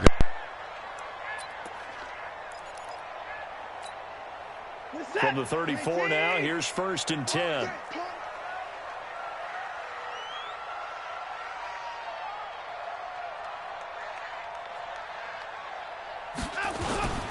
On the ground, this is Saquon Barkley. It'll go as a loss of a yard on the game's first play. 2nd down. Nice play right there to stop him behind the line, but I want to see how this defense continues to play him here in the first half. Yeah, we know, you know better than I, he has the ability to take over a game. So what do you do? Yeah, I think you have to make sure that you bottle him in at varying levels, because if you crowd everyone to the line of scrimmage, if he breaks through, it's nothing but room to run. They'll give him a yard on the play, and it'll be 3rd and 10 now. And we see another pitch and catch there to the running back. This position just continues to evolve. They become just as critical to the passing attack as a lot of receivers, tight ends, because their ability to make people miss in the open field can really generate big plays for an offense. Throwing on 3rd down, Watson. Flush to his right. He can run for it, and he will. And he nearly got the first himself, but it appears he's going to be about a yard or two short. Give him 8 yards that time on the scramble, and now 4th down.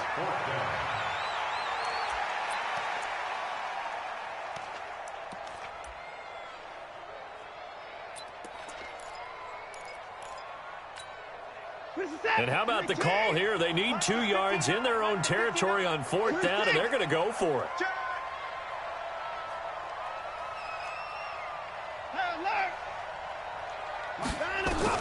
They're going for it. It's Watson. This is Johnson. He's got it. And he's going to get this one down to the edge of the red zone. 4th down conversion plays, you usually think 1, 2, 3 yards, maybe 10. Not there. What a huge pickup as the sticks make a drastic shift forward. So a big play as it gets them all the way down to the 20 now for 1st and 10. A give to Barkley out of the gun. And he'll wind up losing yardage here back at the 21-yard line. That's going to go as a loss of a yard, and it'll be 2nd down. Second and 11 at the Eagles' 21-yard line. Maybe just a slight detour on what's been a strong drive. Here's 2nd and 11. A shotgun snap for Watson. Escaping the pressure right. And this will be incomplete. Oh, I like that right there. Not only was it the right play, throwing it away like that, frankly, I think it was the only play. Yeah, got outside of the pocket, realized he had nothing, just chucked it free. Yeah, live to fight another down, right? An incomplete pass on that last play, and that means they'll need to come up with something here on 3rd down. From the gun, here's Watson. Flushed out right. Letting one go deep. And this is intercepted, but they'll say out of bounds. Oh, very close to a turnover there in the end zone. 4th down now looming after Philly's defense stands tall in coverage. And Dawson's kick is good. And the Steelers will jump out to a 3-zip lead. No touchdown there, but if that first drive is any indication, looks like they're going to have a pretty good day passing the football. I would say confidence would have to be pretty high after that first drive, able to throw it almost at will. You're exactly right. They didn't get the touchdown, but 3 points serves as a nice notice about how this offense is going to move. Set now to kick this one away, and off it goes. This will be taken very short. They'll bring it back to just about the 25. Call it the 24-yard line. At their own 24-yard line.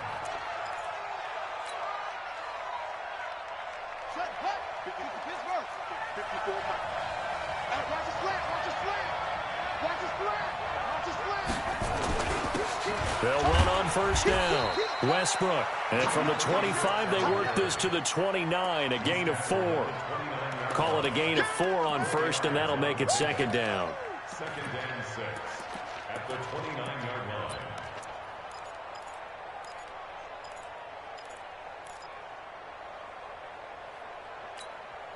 2nd and 6, just inside the 30.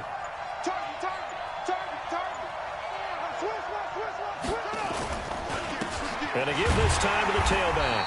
And this time not as successful as he'll get back to the line of scrimmage and no more.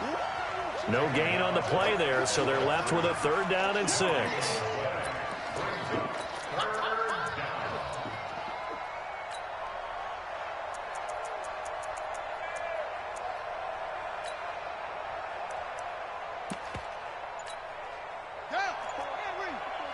Check. Walk 54. Walk 54. I got you, pop.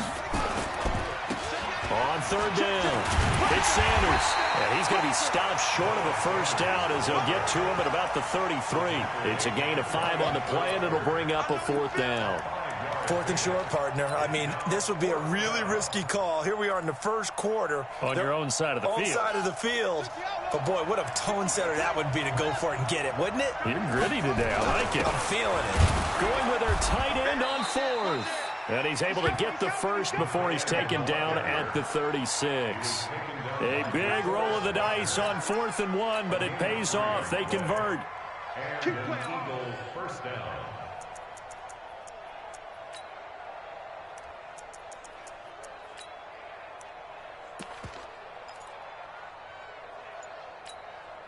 So from the 36 now, 1st and 10. Let's set a tone, fellas. Let's set a tone. They'll try the left side. Westbrook. The linebacker Ryan Shazier there to make the tackle. Start of the second quarter, and it's the Eagles in possession as they're looking at a 2nd down and 9 to go.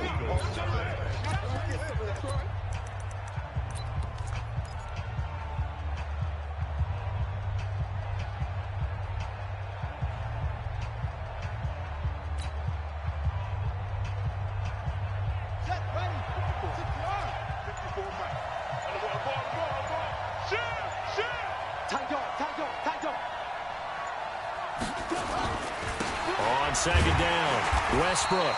And here's another tackle made at the line. So they're converging well on the football now. Back-to-back stops make it 3rd and 10.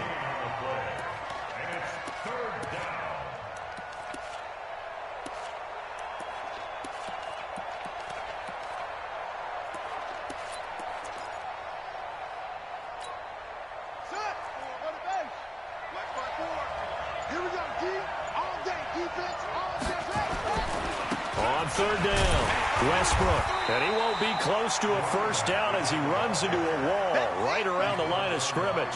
No gain on the play there, and it'll bring up 4th down. Now on 4th down, it's Cameron Johnston on to punt it away.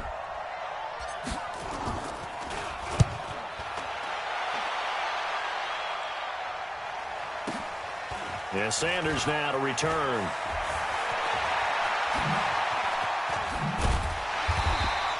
A good return there. Call it 13 yards. And the Steelers will go on offense here. 1st and 10. At their own 26-yard line.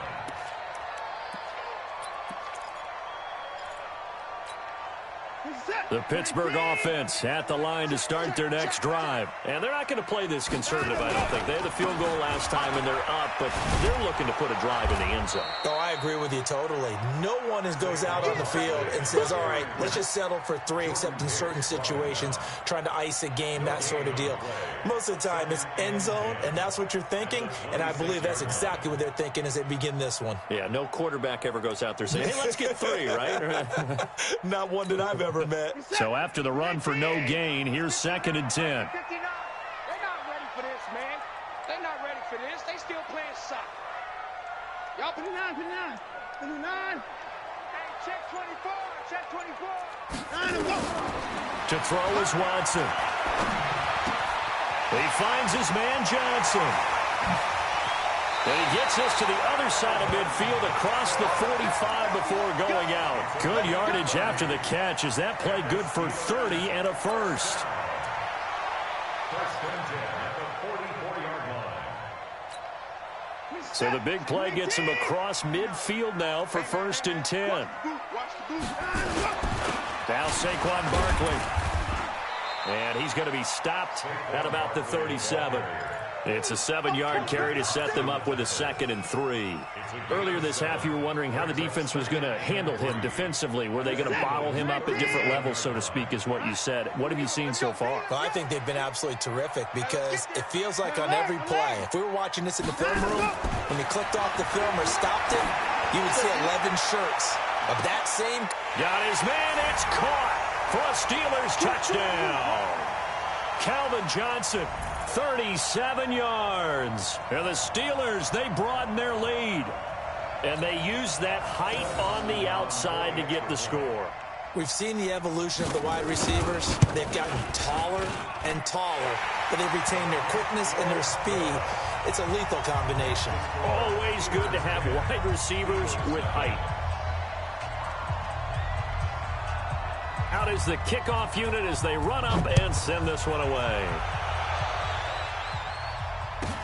This will be taken short. And they're going to start this drive in pretty good shape as they get it up past the 30. At their own 31-yard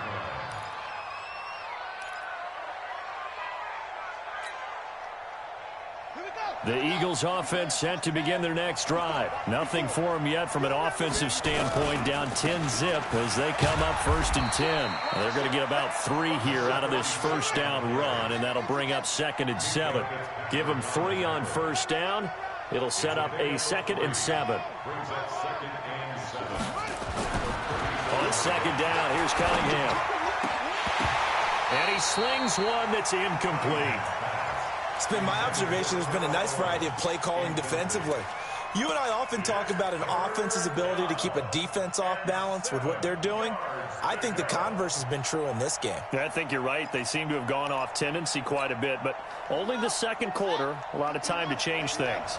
They head to the line facing a 3rd and 7 following the incompletion on 2nd down. Now Cunningham.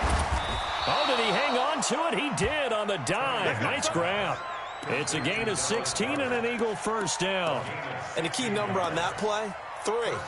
3rd play of the drive, 3rd down, spectacular catch, turns into a first down. First down saves them from a 3 and out.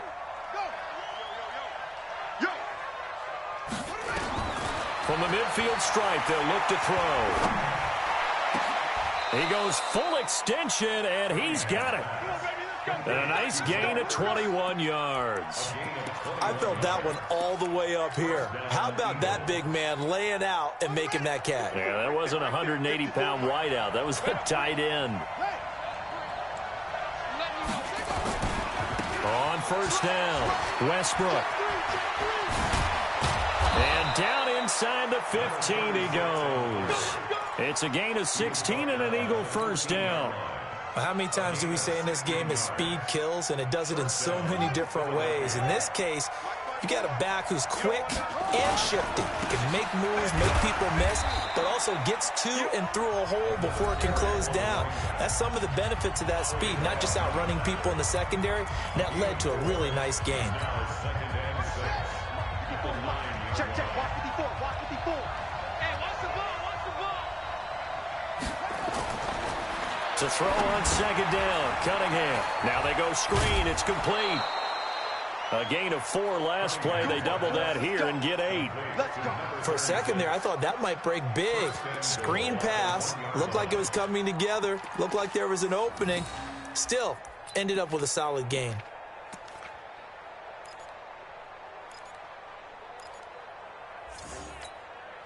First and goal, and they got to be thinking a chance to get right back into this football game. Jim. Oh, they go with a tight end carry. And he's in. Touchdown, Eagles. Punching it in from a yard away as they are now on the board here in the first half.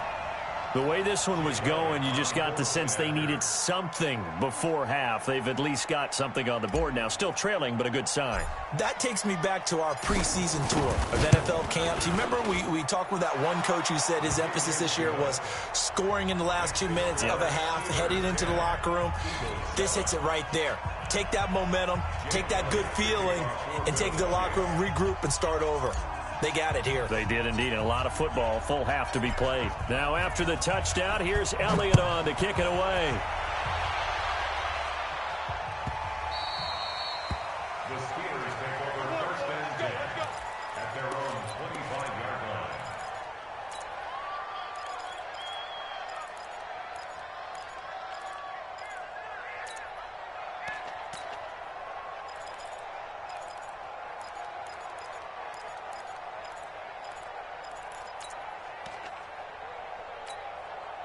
The Steeler offense here about ready for their next drive. You've got less than 30 seconds left here in the half. You're well on your own side of the field. What are we doing here, Coach Davis? Well, I'm trying something on first down, and it's something that's safe. It's something that's been done many times before. A lot of people say it's not even worth trying, but I'm running a draw. I'm running a screen. I'm seeing if something pops, and if it does, that can alter my strategy and potentially get me some points. And if it doesn't work, well, then you just run the clock out and go to the locker room. On first down, Watson eluding the pressure right. Oh, he tries to get it to Metcalf, but it's intercepted. Picked off by Ryan Shazier. The Eagles offense set to begin their next drive. Likely time for just one final play, and then it'll be off to the locker room to talk about how they can erase this deficit. Yeah, and I think a lot of people look at it and go, well, maybe you take a shot here. Maybe you get some momentum going into the half. What's the flip side of that? You do something crazy, quarterback gets hit, ball comes free, and now you're down an even bigger margin. Go ahead and take this one, go to the locker room, start over. Thank you, sir. A field goal separates these two teams as we come back for this second half. Both teams appear ready for the fight ahead, and we resume action here in quarter number 3. This will be taken very short. And they'll be set up pretty nicely here as they have it up to the 35-yard line.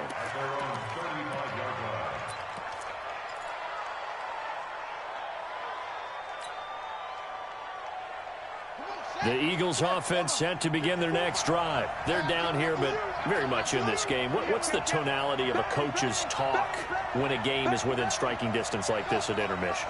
Typically, what they're doing is emphasizing the things that went well in the first half and wanting more of that. Sure, you've got to go over some of the errors and clean up some things because there's a reason you're down.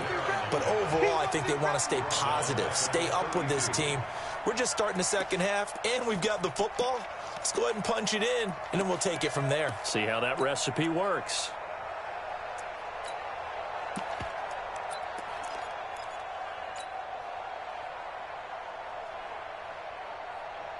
So now they have to contend with 2nd and 13 after the first down run goes backwards.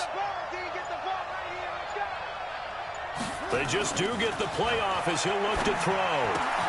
And he completes it to Westbrook. It's a pickup of 12, and that'll set up a 3rd down. It's funny, throughout the time that we've been together, when we talk with running backs about the ability to catch the ball, their eyes light up when they talk about open field and having one-on-one matchups, don't they? Yeah, they do, and that's the reason why. What we just saw, shedding those tackles, and that's what they're used to doing. It is, and it starts at the beginning of the play. One-on-one matchup with someone trying to cover them, but they also like those one-on-ones downfield after the catch when they're running with the ball. They think they're going to win those, too. He'll wind up losing a yard on the play, and that's going to make it 4th down.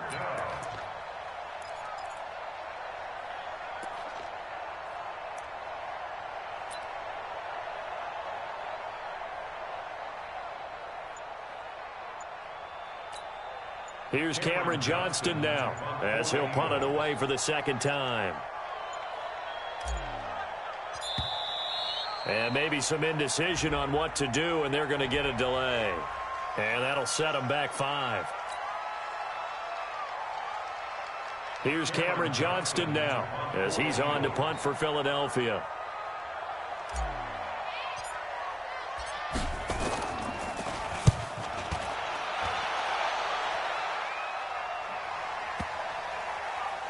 And this ball is going to be down now right at the 10-yard line. Good spot. And for an offense that is struggling, this is not where you want to start from. Great punt. Fantastic punt. And for all those who wonder, what do punters do during the course of practice each and every day? The best ones do what we just saw there. Work on positioning the football and helping their team. They'll start out on the ground. It's Saquon Barkley. And able to get it across the 20 before they get to it. The Steeler first down on the pickup of 11 yards. At this stage of the game, the run-pass numbers are a little bit out of whack because most of the yardage has come through the air. But in a sense, that just sets things up for big runs like that because the defense might be a little bit off balance. They pick up another first down with that run. A first down run by Barkley unsuccessful as he won't even get back to the line of scrimmage. It's a loss of a yard there, and now 2nd down. Brings up 2nd and 11 at the 21-yard line. 19. 59. Hey, let's get that ball, D. Let's get that ball. Hey, let's go. On 2nd and 11 now. Watson flush to his right. And he can't get rid of it. He's taken down. A sack by Brandon Graham. He's been doing that since he entered the league in 2010. And a play like that with how far he had to go to make that sack shows how athletic defensive ends have become in the NFL. And not just athletic. This is coached in a big way. Run to the football at all times. How about him never giving up on it and pursuing all the way across the field? And the catch made by Johnson. And they're going to get this beyond the 40 before he's taken down. A big third down conversion with a gain of 28. He's such a good route runner. Shows it there on third down. Very proficient and a good pass. And you know what I've observed over the years in the NFL? The better a route runner you are, the more confidence your guy's going to have in you to go to you in important times because he can trust you being in the right spot, and they connected there and picked up a first down. And across the midfield stripe into Eagle territory. 9 yards is the pickup there, and they'll have a 2nd and 1. Brings up 2nd and 1 at the 48-yard line. The last run got 9. That leaves them with 2nd and a yard. We got 4. They'll go to Barkley again. And it's been like this all night long. Nowhere to run as they stop him behind the line. It's a loss of 2, now 3rd down. It's now 3rd down and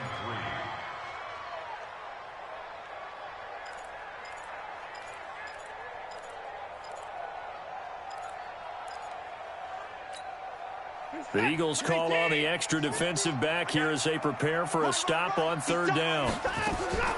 Out of the gun, Watson. And this is going to be incomplete.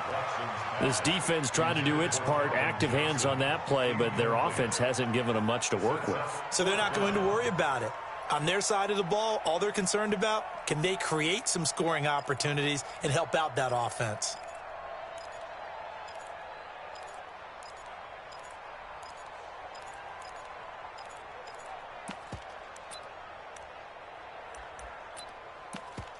This offense converted once on 4th down earlier.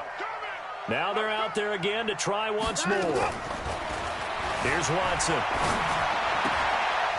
It's complete. Swings it out to his running back.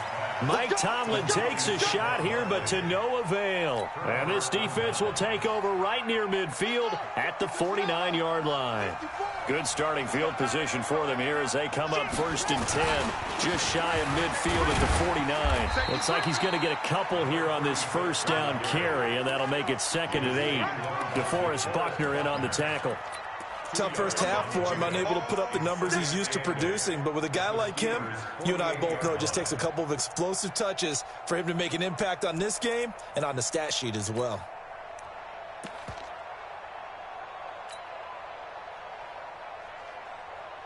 And this should be the final play before the quarter ends. Check. Cross. And as they come to the line, they will not be able to get off another play as time has run out on this 3rd quarter. You are watching Madden Ultimate Team on EA Sports.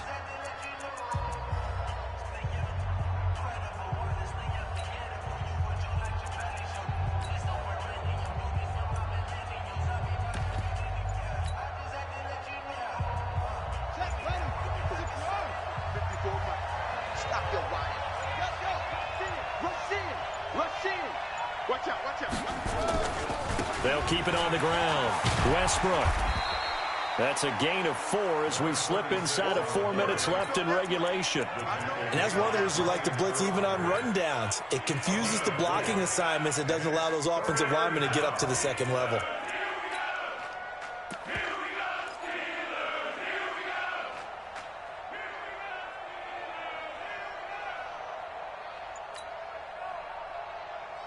This a big play for both sides. What will we see here? 3rd and 4. They'll keep it on the ground. Westbrook. And he'll lose yardage on the play back at the 45-yard line. A loss of a yard, and it brings up 4th.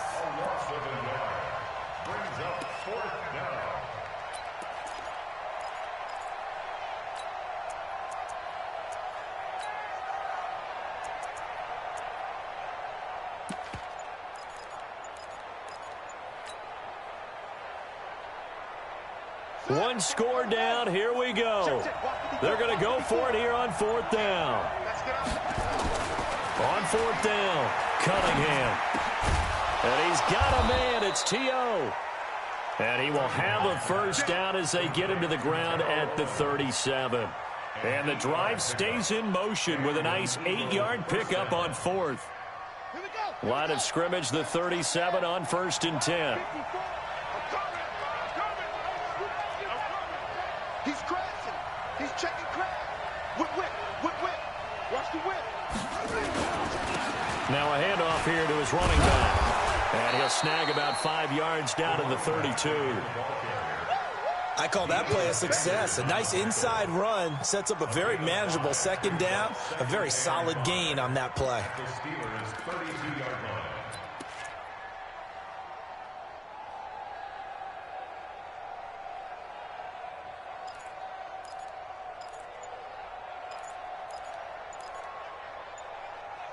Three points separating these two sides with 2 minutes left to go in the fourth.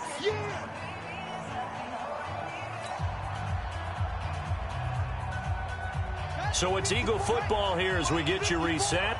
And let's see what they've come up with offensively after having time to talk it over. And they'll be inside the 25 now at the 24. That one a first down pickup of 8. Nice job there finding room to maneuver, and he worked his way into another first down. And look, they had great field position to start, but boy, they've done a nice job taking advantage of it. Now they're just hoping to cap it off. Come on.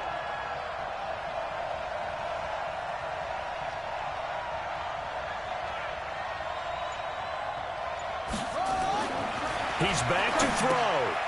Oh, it's a screen pass. That's complete. And they'll bring him down at the 18-yard line. A nice little screen. They get 6 on first down. That completion helps out in a nice way. Now they can take a little bit more time, but guess what? They've got to make sure on their throws that they see it open, not just anticipate it. 6 yards was the pickup on the last completion, so here's 2nd and 4. Check 31. Check number. Check nickel, nickel, nickel. They run the counter. Westbrook. 18 yards that time to push him up, 1st and goal. Probably had 60,000 thinking pass right there, including us in the booth. Yeah, no doubt about it. That was a big call, big guts on that one. And guess what? That run, it'll pay dividends.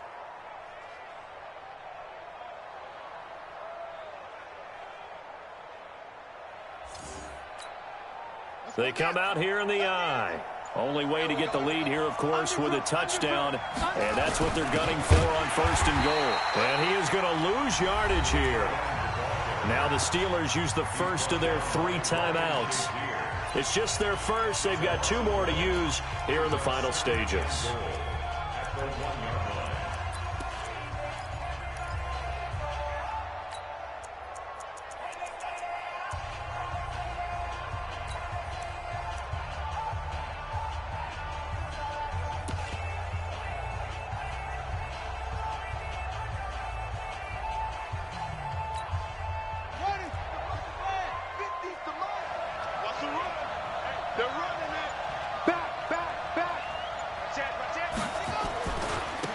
Second down now. Westbrook, and he is met quickly in the backfield.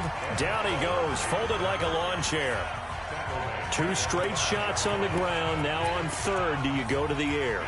I think the possibility exists, and if you're doing it, you're probably going play action since you ran it twice. But I often think that 2nd down is a time you go play action and throw the ball. I say commit to the run and think about it being 4-down territory. Now the stop will come inside the 5 at the 4.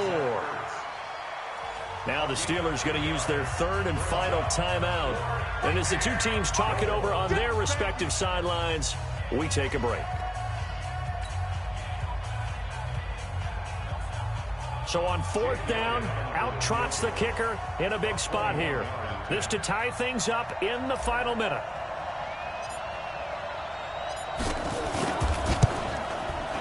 And the kick by Elliott is good. And that will tie this game here in the final minute of play. So a big kick to get this back to even. Now the worry is, did you leave too much time on the clock? Because another field goal the other way, that does you in. You're exactly right. You didn't get it to overtime yet. So now as a defense, you've got to think to yourself, you can't play prevent defense and just give up big chunks of yardage in front of you. But you also can't let anyone behind you. So you sit right on the line between the two, play the best defense you can, and not make it easy for them to move the ball downfield. This is taken at his 4. And a nice return sets him up pretty good here at the 30-yard line. The Steelers take over 1st and 10 at the their own 30-yard line.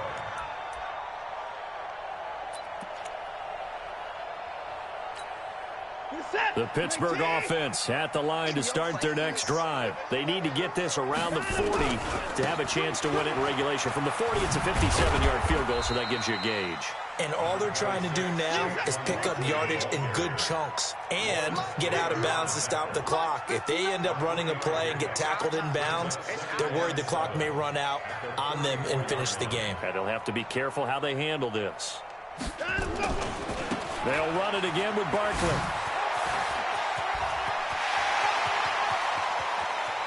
Yeah, he will go out right near the 35-yard line. 31 yards there and a first down.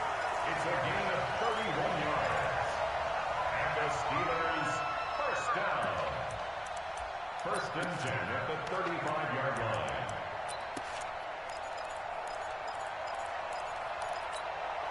So that changes things a bit. Here's a first and 10 all the way down at the 35.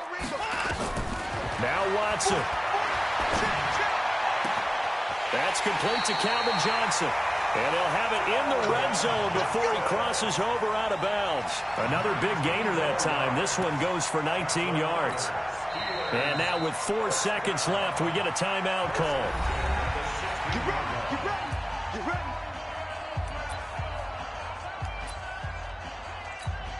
So this thing is all going to come down to the right foot of Phil Dawson. He's hit on his one earlier attempt tonight, but this a little more pressure-packed for the win.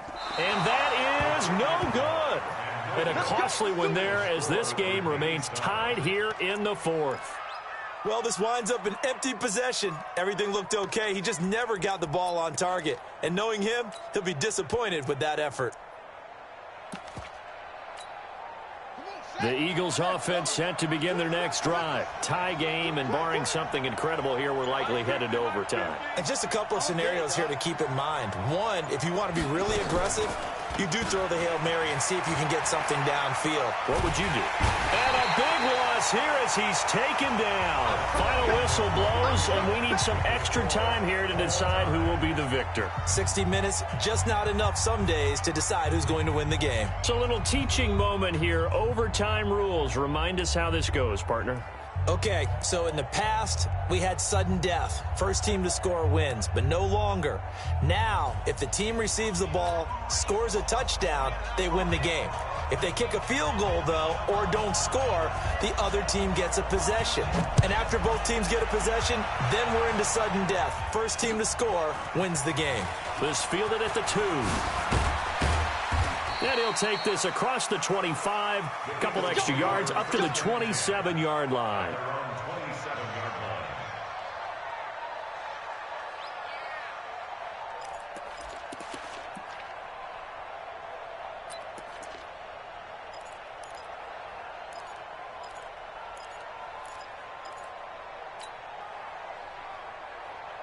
The Eagles offense set to begin their next drive. They're set for their first drive here in overtime, and this is where the crowd can really become a factor. They've had to battle it all day, but I know what you're saying. In overtime, that gets doubled, doesn't it? At least, because now the crowd really wants to be involved and help their team, and that first drive can dictate the whole thing because they know if this team takes it downfield and scores a touchdown, it's game over. And it's been loud in here so far.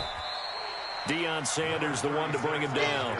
When we see those runs to the perimeter, when we see those runs to the edge, we think about big breakers, don't we? In this case, it was a modest gain, but it does open up possibilities here on second down. Yeah, get ready. Mark 54. All day, any day. On second down, it's Sanders. And give him about 5 as he gets this up to the 48-yard line. Brandon, all things considered, they have to feel pretty good about getting that type of a gain, considering the blitz that they just had against them.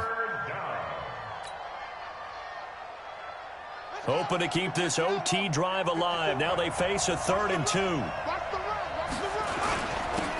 he'll give it here to his running back. And not going to be able to push this forward. He runs into a wall right at the line of scrimmage. Decision time now on 4th and about 1.5 yards. I can still hear my high school coach, John Ford, right now. I want my #1 play with my #1 runner over my #1 blocker. Get me the first down. But some may very well say, punt this thing away, pin them down deep, and play field position. Here's Cameron Johnston now, on for a very important punt here in overtime. Averaging over 50 yards a punt so far as this one's away. And that'll hit in the end zone. Much too much leg there. That'll be a touchback.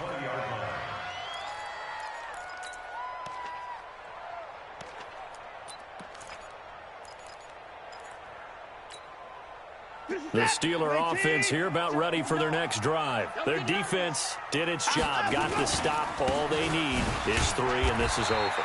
Couldn't have done much else other than score themselves and end it, but they turned it back over to them, and now all they need is a field goal to win the game.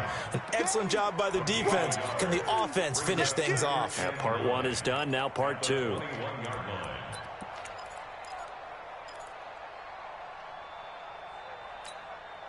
Second and 9 now from the 21. 50 to Mike. 6 man. Now Watson, his first throw of OT. Escaping the pressure right. Finding Taysom Hill complete. And past the 40 before he's out of bounds. 22 yards there, a first down. Little OT scramble drill that time, Mr. Davis. And partner, I can tell you from personal experience, nothing drives a defense crazier than having things covered and the quarterback takes off and picks up a first down or big yardage. Because whether you're in zone or man, it's easy to lose track of him because you don't always have someone assigned to him. And once he goes, now everybody's scrambling to try and tackle him. That's going to go as a loss of 1 on first down. I know that speed is the hallmark of today's NFL game, but the key to good rushing defense is still having your linebackers set the edge.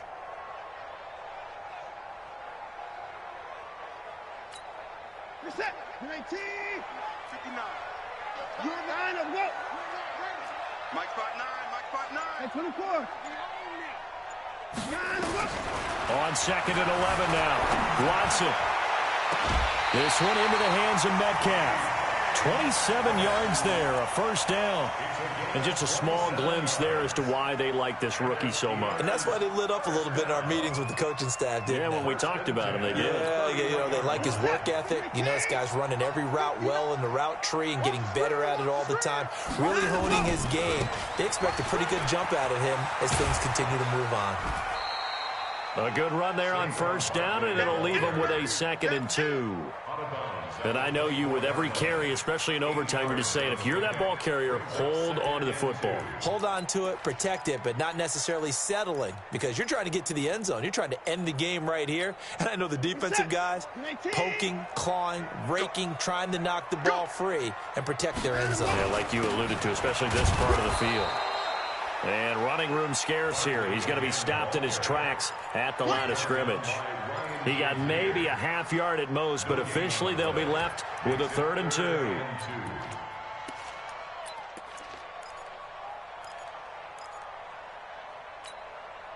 Set. 19. And they'll let their fullback try and push the pile. Well, this is going to depend on the spot, but it's not a very generous one. He looks to be about a yard or so short. And the Eagles are going to go ahead and take another timeout. They'll be left with just 1 remaining here at OT. So a pressure spot now for Phil Dawson. And this a 39-yard attempt. And he got it. The kick is good in overtime. He's able to split the uprights. Well, we thought this game would be a good one. It did not disappoint into overtime, and it took the field goal to win it. And we always pay lip service to how important it is to play defense. And usually we focus on the big offensive pyrotechnics, right? But in this case, they got the ball back on defense, gave themselves a chance, and they capitalized on it with a victory. And I don't care what distance that field goes from in overtime. The knees are always knocking, but he pushed it through. Not only that, think about your snapper, your holder. One last chance to put a foot to it. I'm Brandon Gaudin. Certainly have to thank Charles Davis, my broadcast partner, and our entire crew. We'll catch you next time right here. It's the NFL on EA Sports. Yeah, that's it for me. That was a good game, though.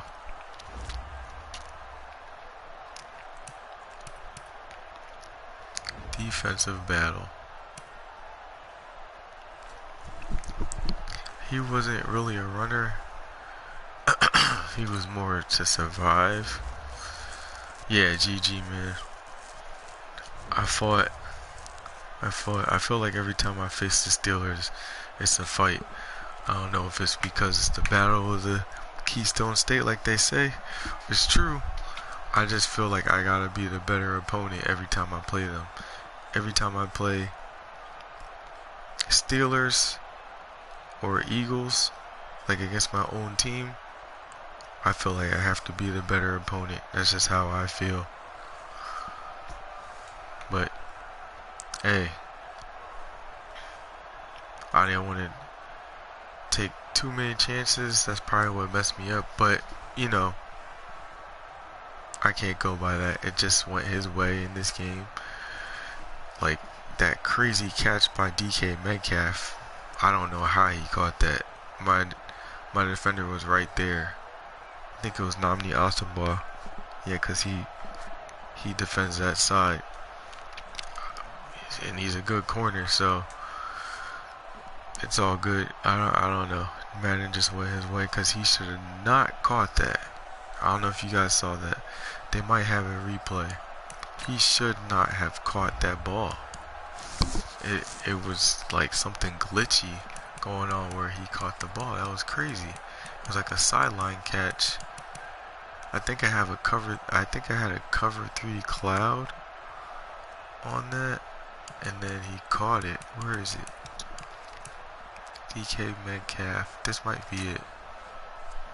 Take a look at this. There's no way he should have caught this. I think I was in... Oh, no. I was in my cover 3. 4-6 cover 3. 4-6 normal cover 3. Okay. Here, yeah, this is it. Oh, whoops. My bad. Look. Hold on. There's no way he should have caught this. And, you know, I was playing good defense. He only was able to score once and then score a field goal. Look at that. Hold on.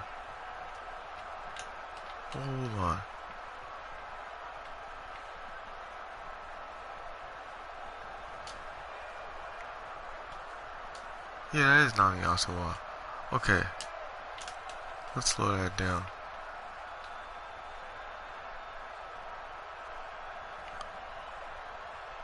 Look at that.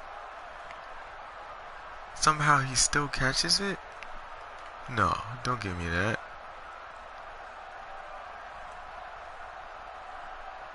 All of a sudden, Namdi Asamoah's hand just goes out the way? No. I don't know. Maybe Namdi Asamoah will play better once I get his next card, which is his 94 overall. But something like that will get you benched on this team. Shoot. Whatchamacallit playing better than him. He's an 86, but he's an 88 with the Eagles cam and everything. Dominic Rogers-Camardi, DRC. That should not... I think that's what helped them in that drive to win the game. It's funny because I feel like a part of me was like, man,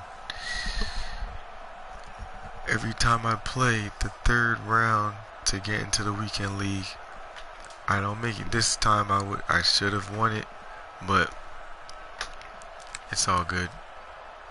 I'm happy with it. Oh, did I save that? Let me check something.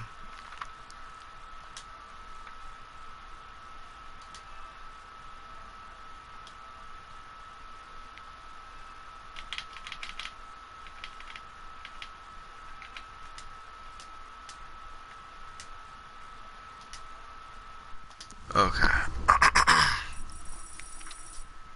Okay, I got that full game.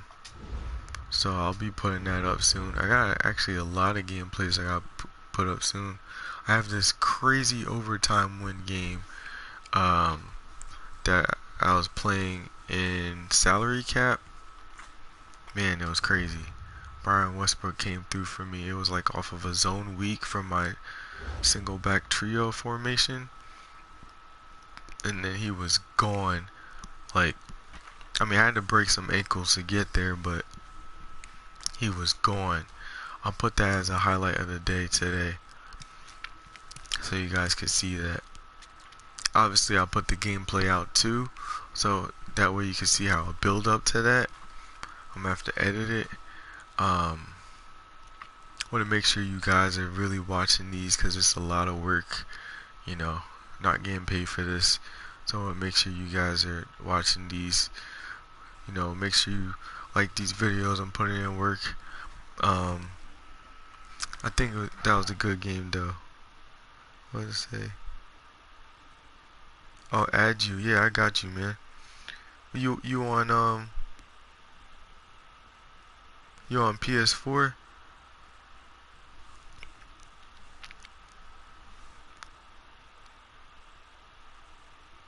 What defense you run?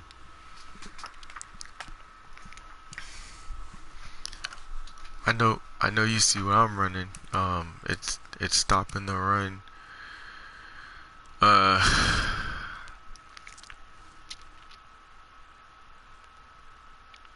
Louisiana Gaming. Oh, you be streaming? That's what's up if you be streaming.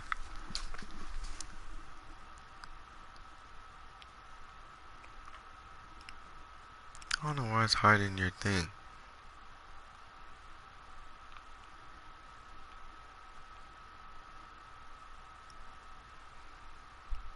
Oh, Facebook. Oh, okay. Oh, you do Facebook streaming? I'm trying to do that. I can't figure it out. I was trying to do it today, where I was trying to do multiple streams. I want to try to do multiple streams on YouTube, Twitch, and Facebook, or at least Facebook and YouTube. Maybe you can help me out with that, because I don't get it. I know it's about like codes and stuff.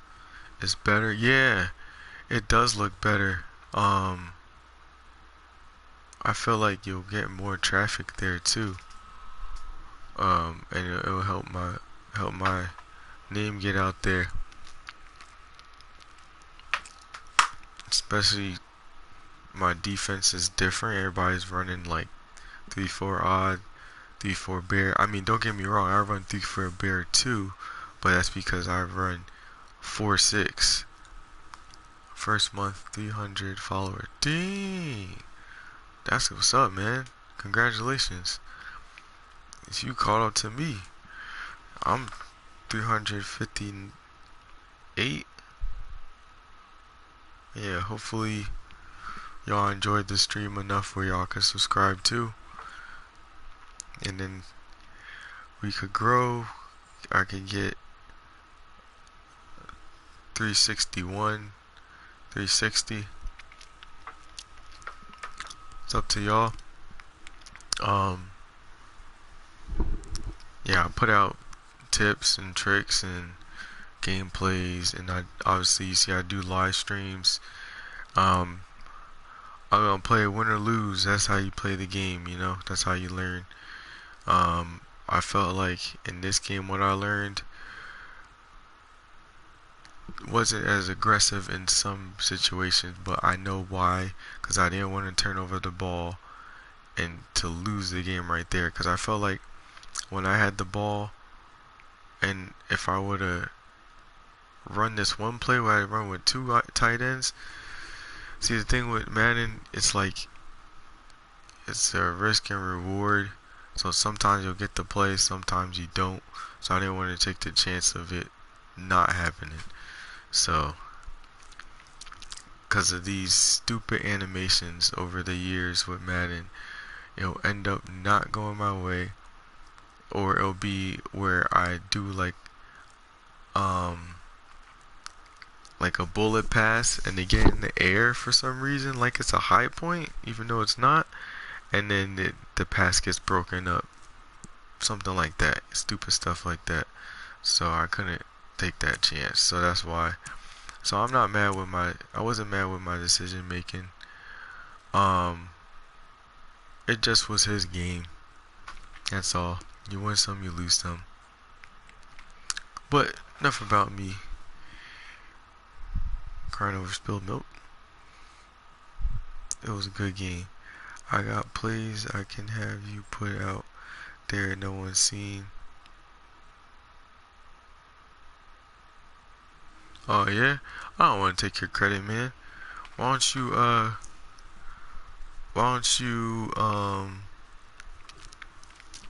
start doing that on your Facebook? Like maybe like lab sessions, cause I do lab sessions. Like I got these plays, I got unique plays too no one's seen before. Like I was running in there, you probably saw it. It was like a X follow where I like bring over the slot receiver on a motion and then just hike it, and then he goes out, then the tight end gets wide open because he's doing a double move.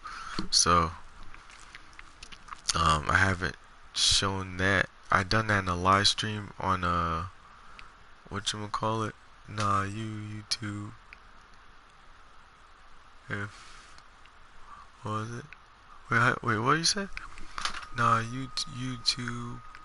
Facebook. I don't YT. Oh, you're against YouTube.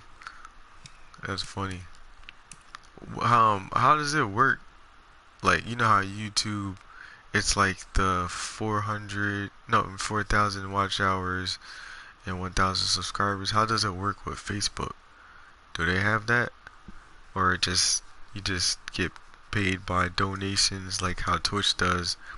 Or I don't even know how Twitch works. I have a Twitch, but I barely go on it.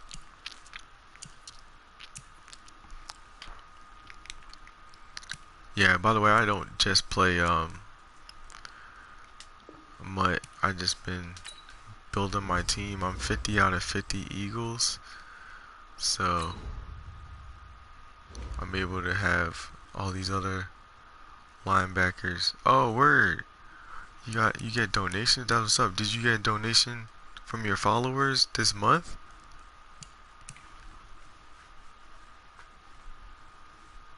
Yeah, I play Rex too. I'm not gonna play it right now because I gotta go to bed. I work overnight. But this is my record. I don't play as much. Oh, word. If you don't mind me asking, what's the highest they gave you? You don't have to say. You could just say that it was pretty high if you don't feel comfortable.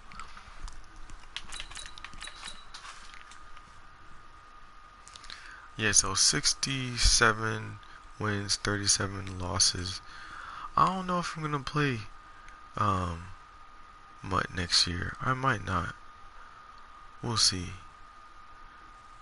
Cause I feel like, I mean, you still get animation in regs, but stuff like Eric Dickerson with his abilities is ridiculous. Makes my run D look crappy. 500 stars from different people. 500 stars. Oh, 500 stars. What's that? That mean dollars?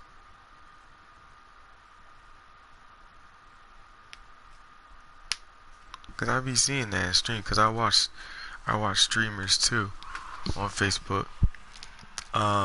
One guy I was watching, I don't watch no more. I might watch him again.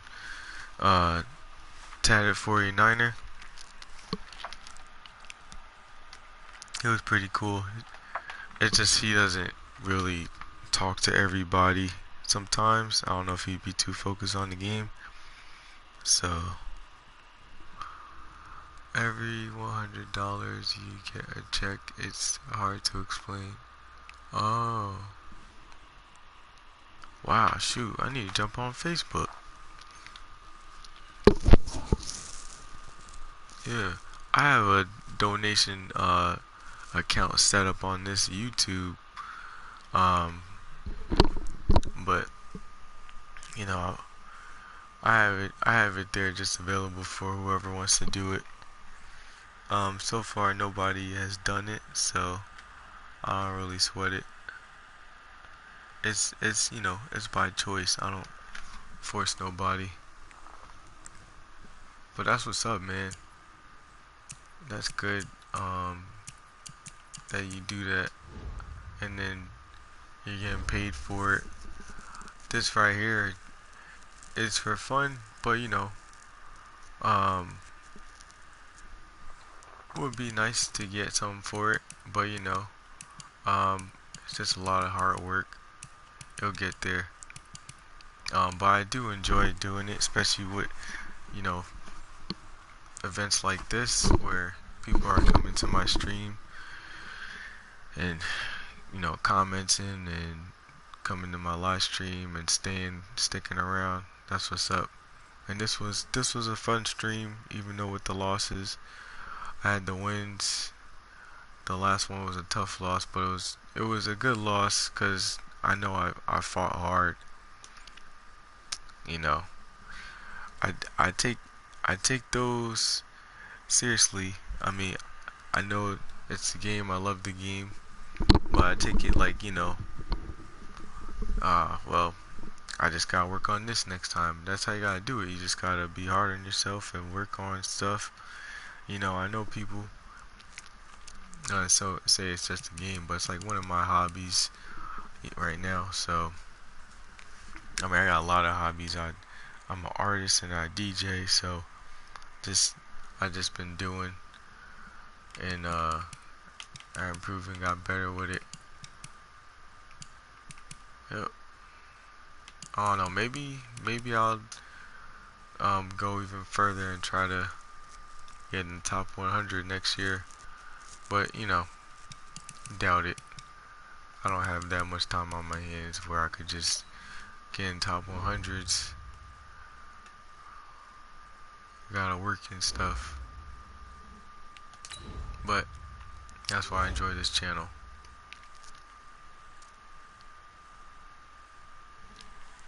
It's still there? Well, let me not forget to add you. You're on PS4, right?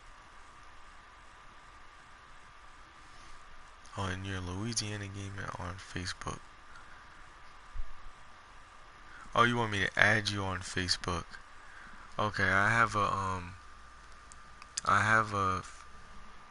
Facebook account, 46 gang.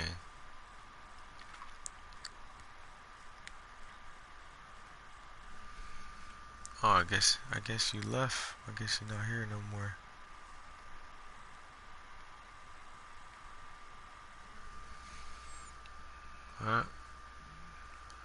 Tedrick Holly? Still there? Tedrick? No, I don't think he's there. Alright, well. Oh, PS4. Either. Oh. Okay, you got a PS4 account too. Okay, cool.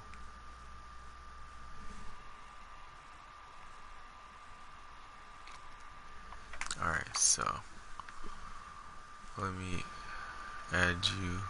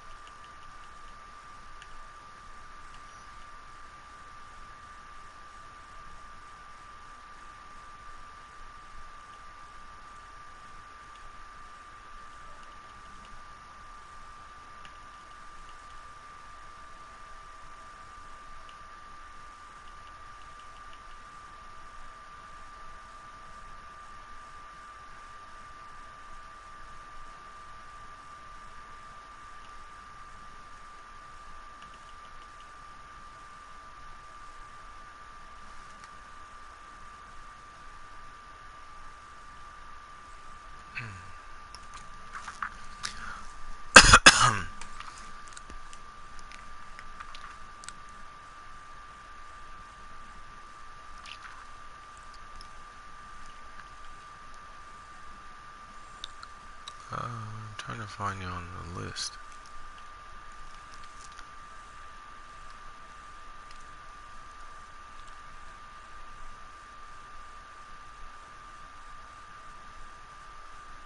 Oh, there you go. Okay.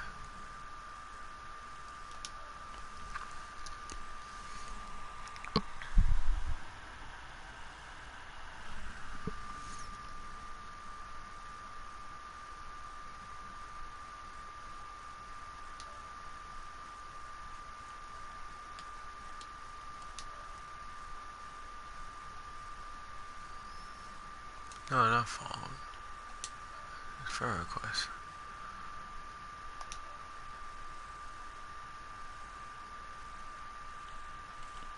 Okay. Alright, I sent you a friend request. And I gotta check you out on Facebook.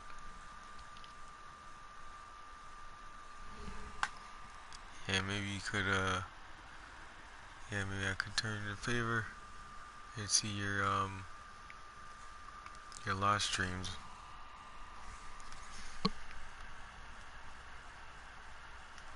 Yeah, don't forget to subscribe. Keep up to date with what I'm doing.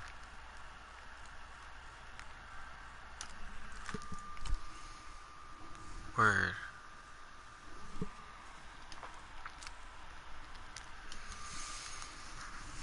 Alright, I'm about to get off. Hope you guys enjoy. Oh, let me show you the team.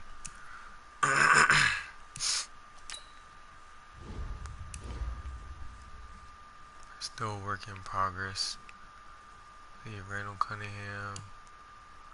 Carson Wentz needs to be built up like a lot. Westbrook. Miles Sanders. Deion Lewis. Jason Kelsey. Chuck Bednarik. His center card, and I also have his left outside linebacker card. You're gonna see that in a second. I should say it in a few. Isaac Seumalo, Stefan Wisniewski. There goes Jason Peters, Andre Dillard, Brandon Brooks, Matt Pryor, which is he's pretty rare actually. He was expensive to get. Well, for his type of card. I got a few players, a few good players. Oh yeah, who you got? This John Runyon is a beast. He's not living up to his full potential yet. Have that power blocking on him. Also another like run type blocking thing.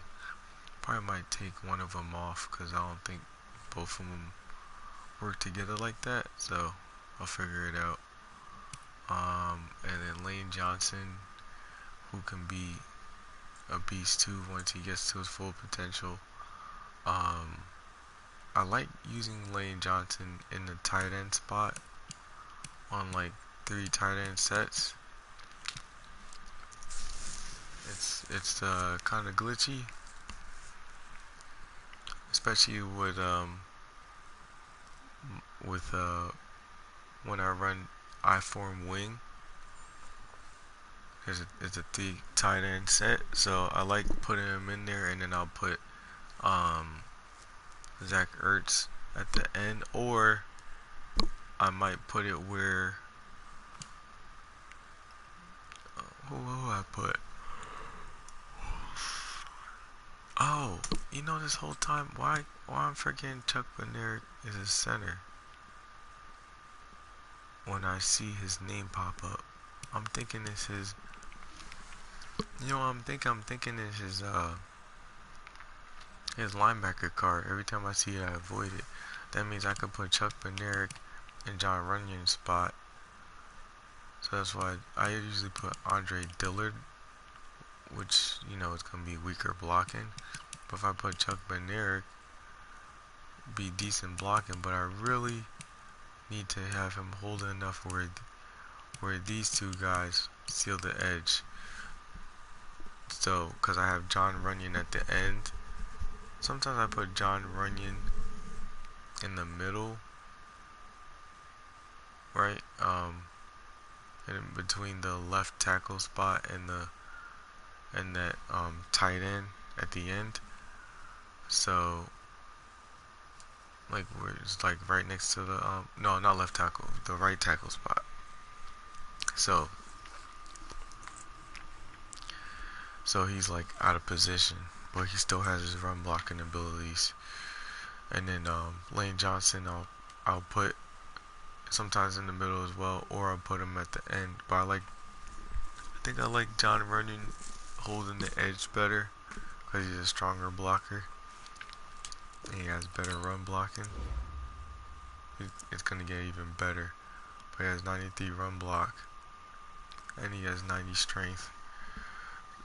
So he's gonna get better with his 96 overall card. And then this Lane Johnson has 90. So my offensive line is already better than it was before because I had a couple holes. But we have the best offensive line in the game. I'll have your offense on me. I'll send invite. Nah. We can another time. I gotta get ready for bed. What time are you usually up at this time?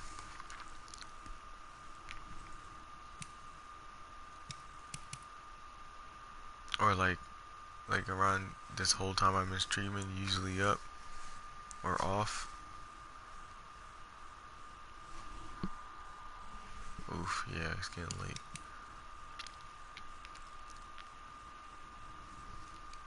Yeah, Zach Ertz is okay. He has a better lead block than my Dallas Goedert. But, Dallas Goedert is my fullback. I put both of them in. You could also, when I do a full house, that full house normal formation, it's 11 here a.m. Oh. 11 a.m. So you're not where I'm at. It's 12. Well, it's about to be 1 p.m. So you're a few hours back.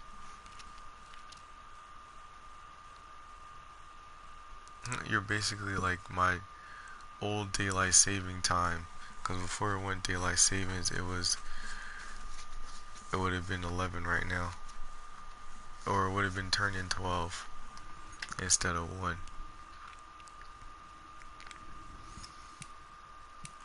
And I got T.O. T.O. needs I think he needs one more upgrade.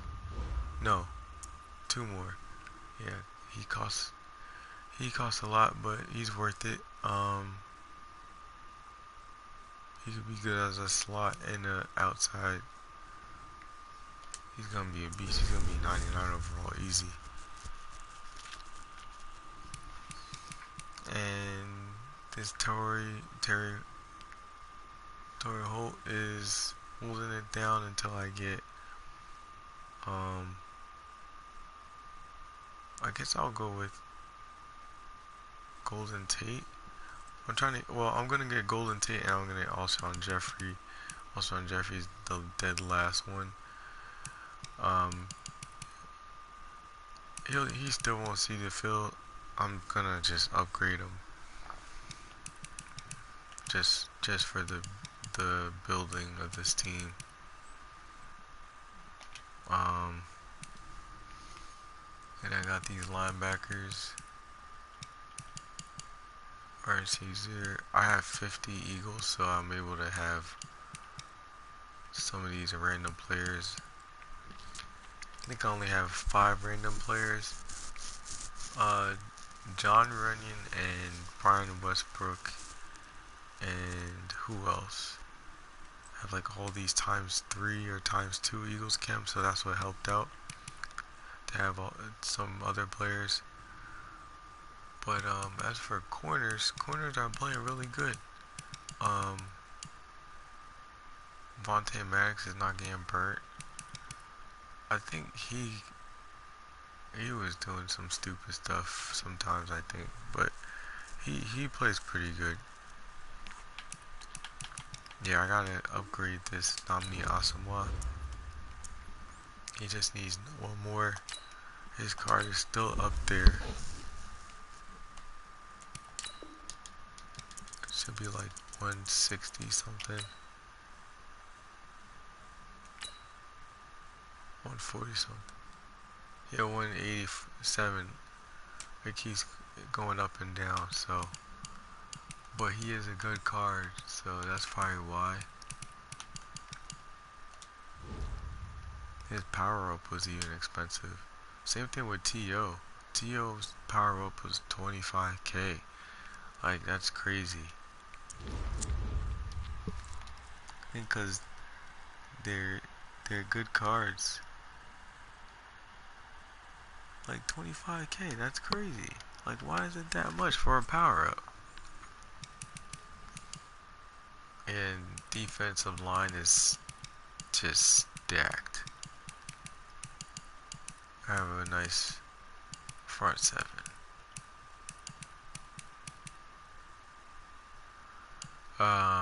Yeah.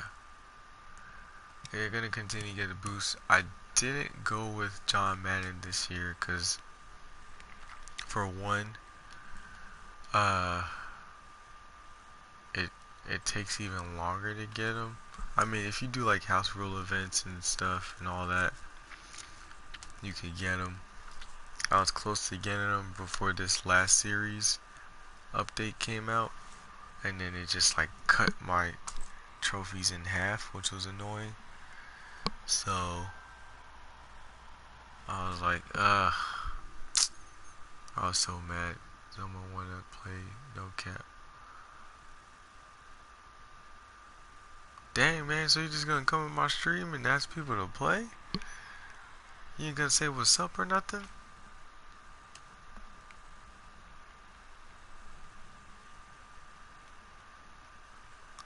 You gotta, you know, come through with respect out here. Just say hi or something.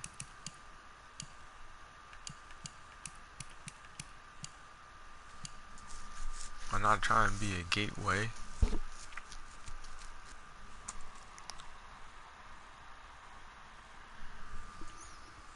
But yeah, oh, okay. It's all good, man. Yeah, just, you know, come through, say hi. I ain't trying to be no gateway. It's cool though. I don't know if anybody wanna play. I mean, I would've, but I'm about to get ready to go. Just showing off the team. They nerfed Malcolm Jenkins this year though. Like, even his, like, look at his speed. Like, okay, his speed would probably be like 87, 88 with the boost and everything. After he gets fully powered up. It's still, I mean, well, then I have Shaker, so then it'll be like 89, so that's decent. But he plays pretty good. He's been getting picks and stuff. I think because his zone is like really high. I'll check your inbox. I think his zone is, because his zone is like really high. That's probably why. Hold on. Yeah, 93. And it'll get higher from there. Plus, I'm gonna put the Eagles' pass defense chems, so it's gonna get boosted from that. So he's gonna be pretty good. Chuck Bednarik is just an animal off the edge. He comes through for me in 3-4 bear and 4-6 bear. You see, and then he'll be 90 speed once my shaker is like chemmed up to 30. So he's gonna be a beast. I mean, he's already a beast, especially on 3-4 bear.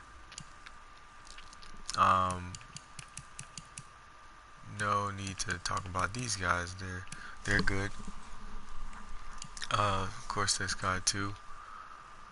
They're just holding it down till I see what's going on with Jordan Hicks. Jordan Hicks is a good user. He's not the fastest guy in the world, but he's a good user.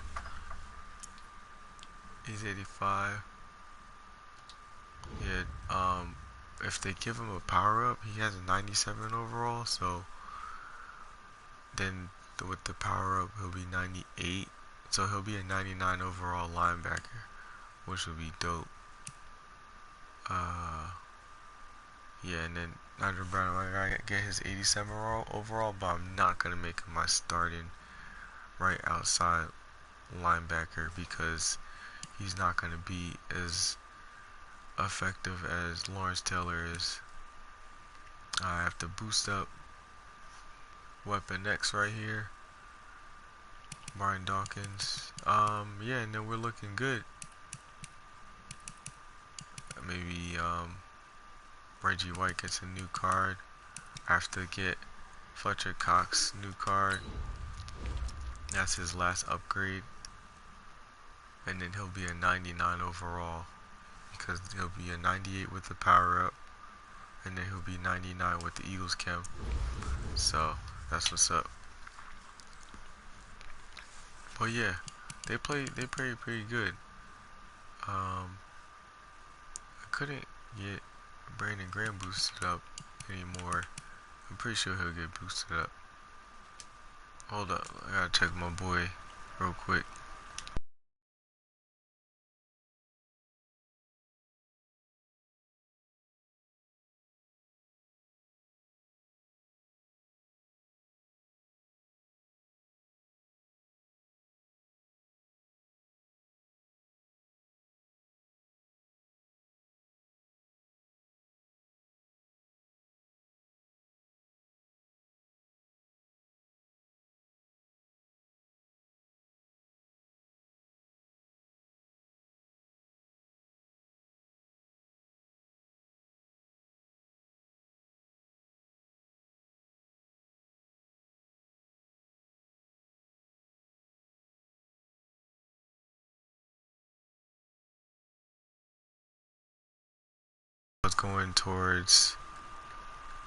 That was going towards the rebuild with getting rid of Raheem Mostert. I had got Raheem Mostert and I had got Kyle Juszczyk off of that last House Rules the played out one, which was really fun. Just, scheming and strategizing. I got a whole gameplay compilation of those. If you want to check that out, you can. It's in my it's in my House Rules playlist. 99 hit power, Jamal Adams. Oh yeah, I believe it, cause his hit power was high. I mean, he plays like that in real life. So I don't think. What's Sean Taylor's? Sean Taylor should be high too then.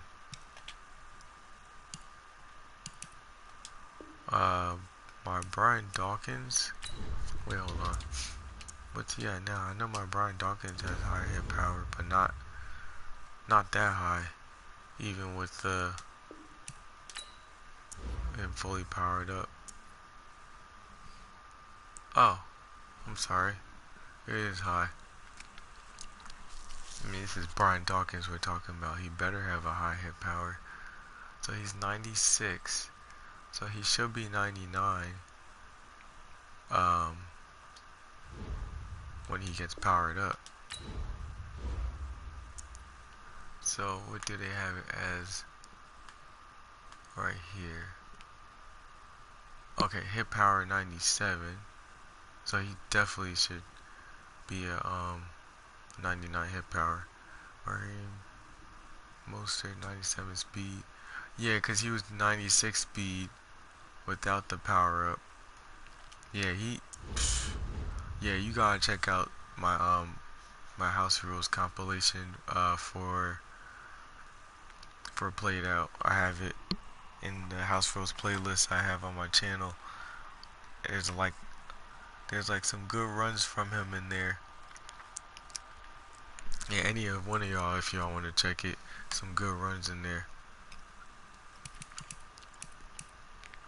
from Raheem Mostert. I think I have some from Miles Sanders too. I'm not sure. I don't know if I had Miles Sanders at the time. I don't think I did, cause I think I got Miles Sanders after I got Brian Westbrook, something like that. Yeah, but I tell you one thing, we do need a power back. If we can get a Jordan Howard or a LeGarrette Blount card, I don't know what the promo would be. I guess free agency for LeGarrette Blount. Jordan Howard, I don't know. As far as for if we could get Steve Van Buren, I'll go crazy on that. But I doubt it. I thought he was gonna get an NFL 100 card, but they had like a selected few running backs. So, I mean, pretty much all the running backs, pretty much the same running backs that come out every year, really. So, I mean, except Eric Dickerson, I haven't seen his card. I mean, Bo Jackson, Barry, Sanders, they always have cards. Emmitt Smith is another one too that I haven't seen.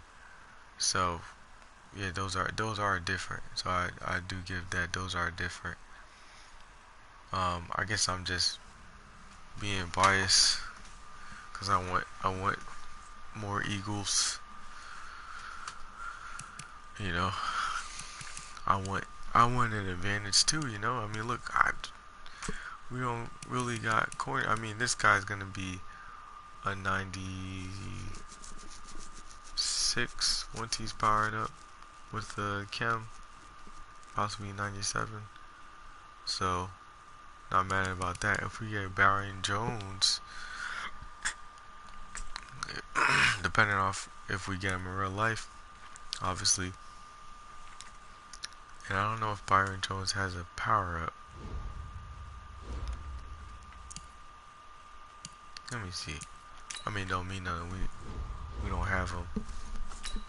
But say if we did get him in real life.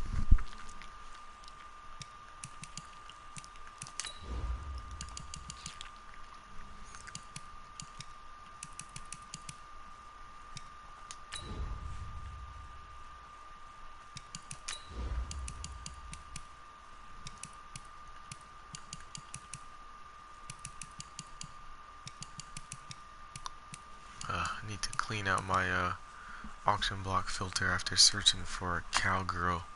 Ugh. Even though he'll benefit my team, but you know what I'm saying. Okay, Deion Sanders.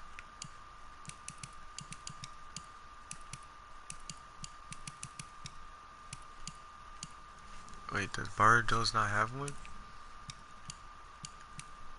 Okay, he does. Okay. I feel like I should hold on to him. I feel like I should buy it and then hold on to him. Because what if it goes up in price? Maybe with the free agency coming up. I think that's the next promo. So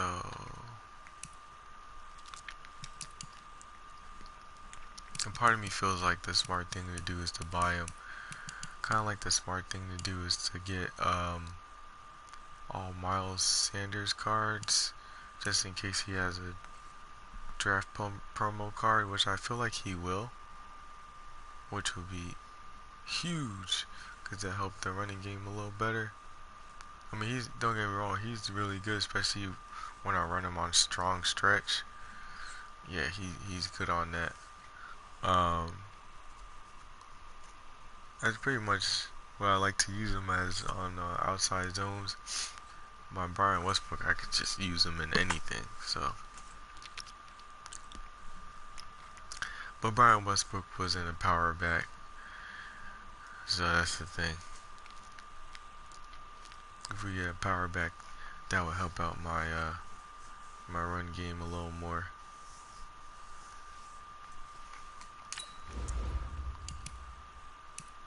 Yeah, I'm gonna get him. I could afford it. I'll just pick him up. Let me just see what's going on with him. I know he's gonna need that one card, the journey card. Unless you can get a power pass for it. I think you can get a power pass. Yeah, so he'll probably get an upgrade, most likely, in the free agency promo.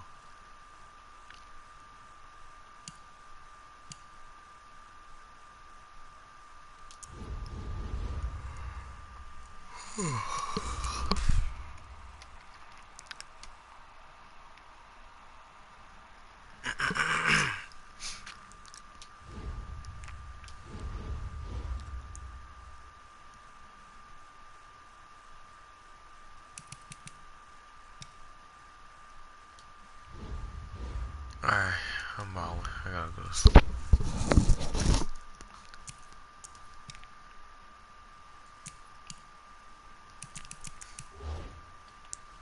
Alright, well, I hope you guys enjoy the games and the sports talk and everything. It's been fun.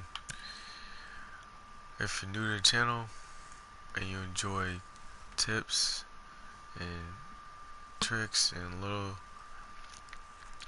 advice that I could give you from playing the game, and also gameplay videos and live streams, make sure you subscribe so you won't miss out on any of that kind of content, and like and comment and hit the bell so you won't miss any of my upcoming videos or content in general. So, hope you guys enjoy the rest of your day, and until next time, peace.